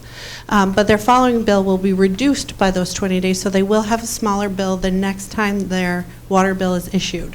So there will be a little bit of reprieve for them in the following bill on that as well. But we do have staff ready and willing to work with anyone who comes in and has questions about paying their current bill. As for the library tax levy, I have been in communication with Director Faulkner, and I gave her kind of the timeline City Council would need if they were to abate the property taxes. So in order to make the March 1st deadline by the county to abate any property taxes for the 2017 levy, they would have to have a meeting to make a motion or take action on it by February 21st in order for it to come to City Council on the 26th council, February 26th council meeting. So it's really the timeline that we're looking at right now, and the library is aware of that. And at this point, they still have not received $1.1 million of that grant funding. Thank you. Eric Hicks, our Fire Chief. Just want to remind everybody to keep an eye on their fire hydrant with all the snow we've had. We've been out, had crews out there digging some hydrants out, but there's about 2,500 hydrants in town, so it's going to take us a while to get through all of them, but if you happen to have one in your front yard that's buried and you're unable to take care of it, give me a call and I'll get somebody right out there to take care of it. So, Thank you. Thank you. Thank you, Eric. Our Community Development Director, Joellen Charlton. Thank you. Just one quick item. The Planning and Zoning Commission met last Wednesday to finalize their recommendation for climate-controlled indoor storage facilities on commercially zoned properties in certain instances. Staff will be discussing how to bring this item forward to the council for consideration, as we will be looking to you for direction as to whether there might be any interest in adjusting any city fee structures for this new classified use. So there's more to come on that in the near future. Thank you. Public Works Director, Tim Holdeman. Thank you, Mayor. As your Public Works Director, I am responsible for the Utility Division, and I want to take full responsibility for the water billing incident that occurred. I do want to provide some additional information with regard to what happened. When we initiated our water billing cycle in the week between Christmas and New Year's, one of our pieces of equipment went down. And that piece of equipment was not able to be serviced until a week afterwards, in which we had to send it away and then receive it back. So it took 2 weeks to get it. That was some of the problem. The other part of the problem was that when we went to use the other meter data collector, the vehicle actually broke down, and it took us a couple days to get that. So in the midst of the chaos in that first week of the year, we were trying to get the equipment put back together, and we thought for a while that we were going to be able to do it with only 5 or 6 days of additional time. It turned out to be more, and it was my error in judgment that we should just move forward without notifying our customers. And that was totally on me. It won't happen again. I recognize that it could have been, or it might have been, a significant burden on some people. I will also want to clarify some misperceptions about water and water billing and how it's done. Citizens, customers of the water utility only pay for the water they use, and they only pay for it after they use it. So recognize that the city does not take payments prior to the use of the water. That's why we use the water meters.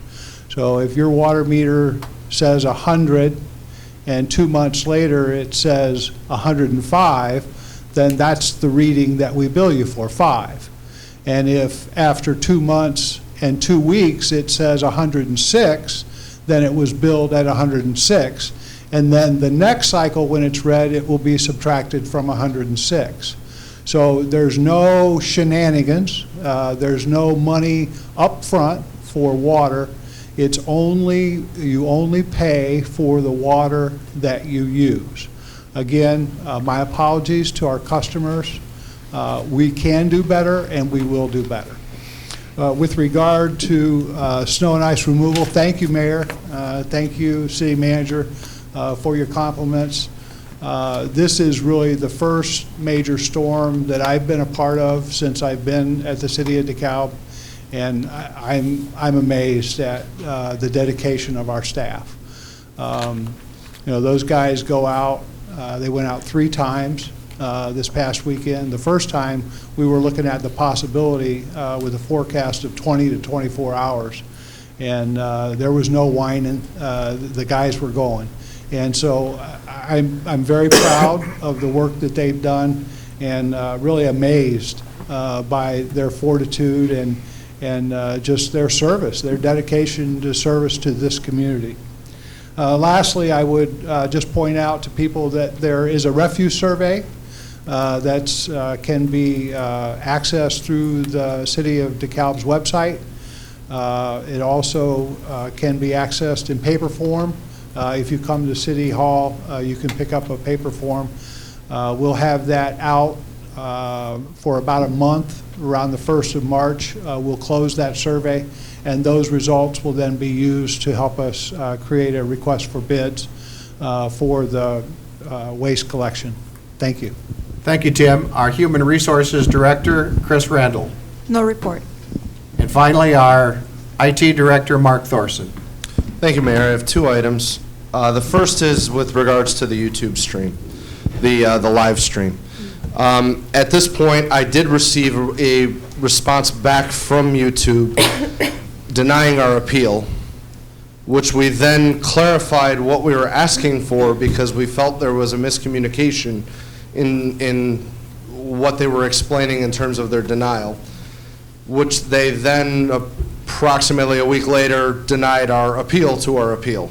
So at this point, I am out of options with regards to Google with getting our live stream back up and running prior to the end of their 90-day moratorium, for lack of a better phrase, in terms of the live service. We will continue, obviously, to broadcast on Channel 14.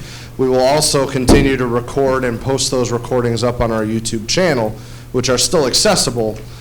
We are still working out some ways that we can try to provide a YouTube that's open to everyone regardless of any services that you might provide for. That was one of the reasons we went with YouTube in the first place, is because you don't need an account. You can just go to that site and actually view it right then and there. It's accessible. So we want to make sure whatever we provide, if we decide to move away from Google and move to another product, we want to make sure that that product is open to anyone with an internet browser. The second thing I'd like to bring up is it's tax season again. The IRS has posted on their website some things that you should know. I will link those from our website under the IT department page. I'll have a link there soon on to these specific areas. But straight off of the IRS's website, please note the IRS does not call to demand immediate payment using a specific payment method such as prepaid debit card, gift card, wire transfer. Generally, the IRS will first mail a bill to any taxpayer who owes taxes. Another thing is the IRS will not demand that you pay taxes without the opportunity to question or appeal the amount that they say you owe. You should also be advised of your rights as a taxpayer. And also, the IRS will not threaten to bring in local police, immigration officers, or other law enforcement to have you arrested for not paying. The IRS also cannot revoke your driver's license, business licenses, or immigration status. Threats like these are common tactics scam artists use to trick victims into buying into their schemes. So you can obviously go to the IRS's website and do a search for scams to pull this up, but we'll also link to it on our website as well. And that's all I have. Thank you, Mark. Alderman Verbeek. Alderman Favor and I are hosting a Safe Streets Initiative meeting a week from tonight at the police department from 6 p.m. to 8 p.m. So we look forward to residents of the 6th and 7th Ward to join us. Thank you, Mike. Tony, thank you. I entertain a motion to adjourn this city council meeting. So moved. Seconded. It's been moved and seconded. All in favor, say aye. Aye. Opposed? We are adjourned.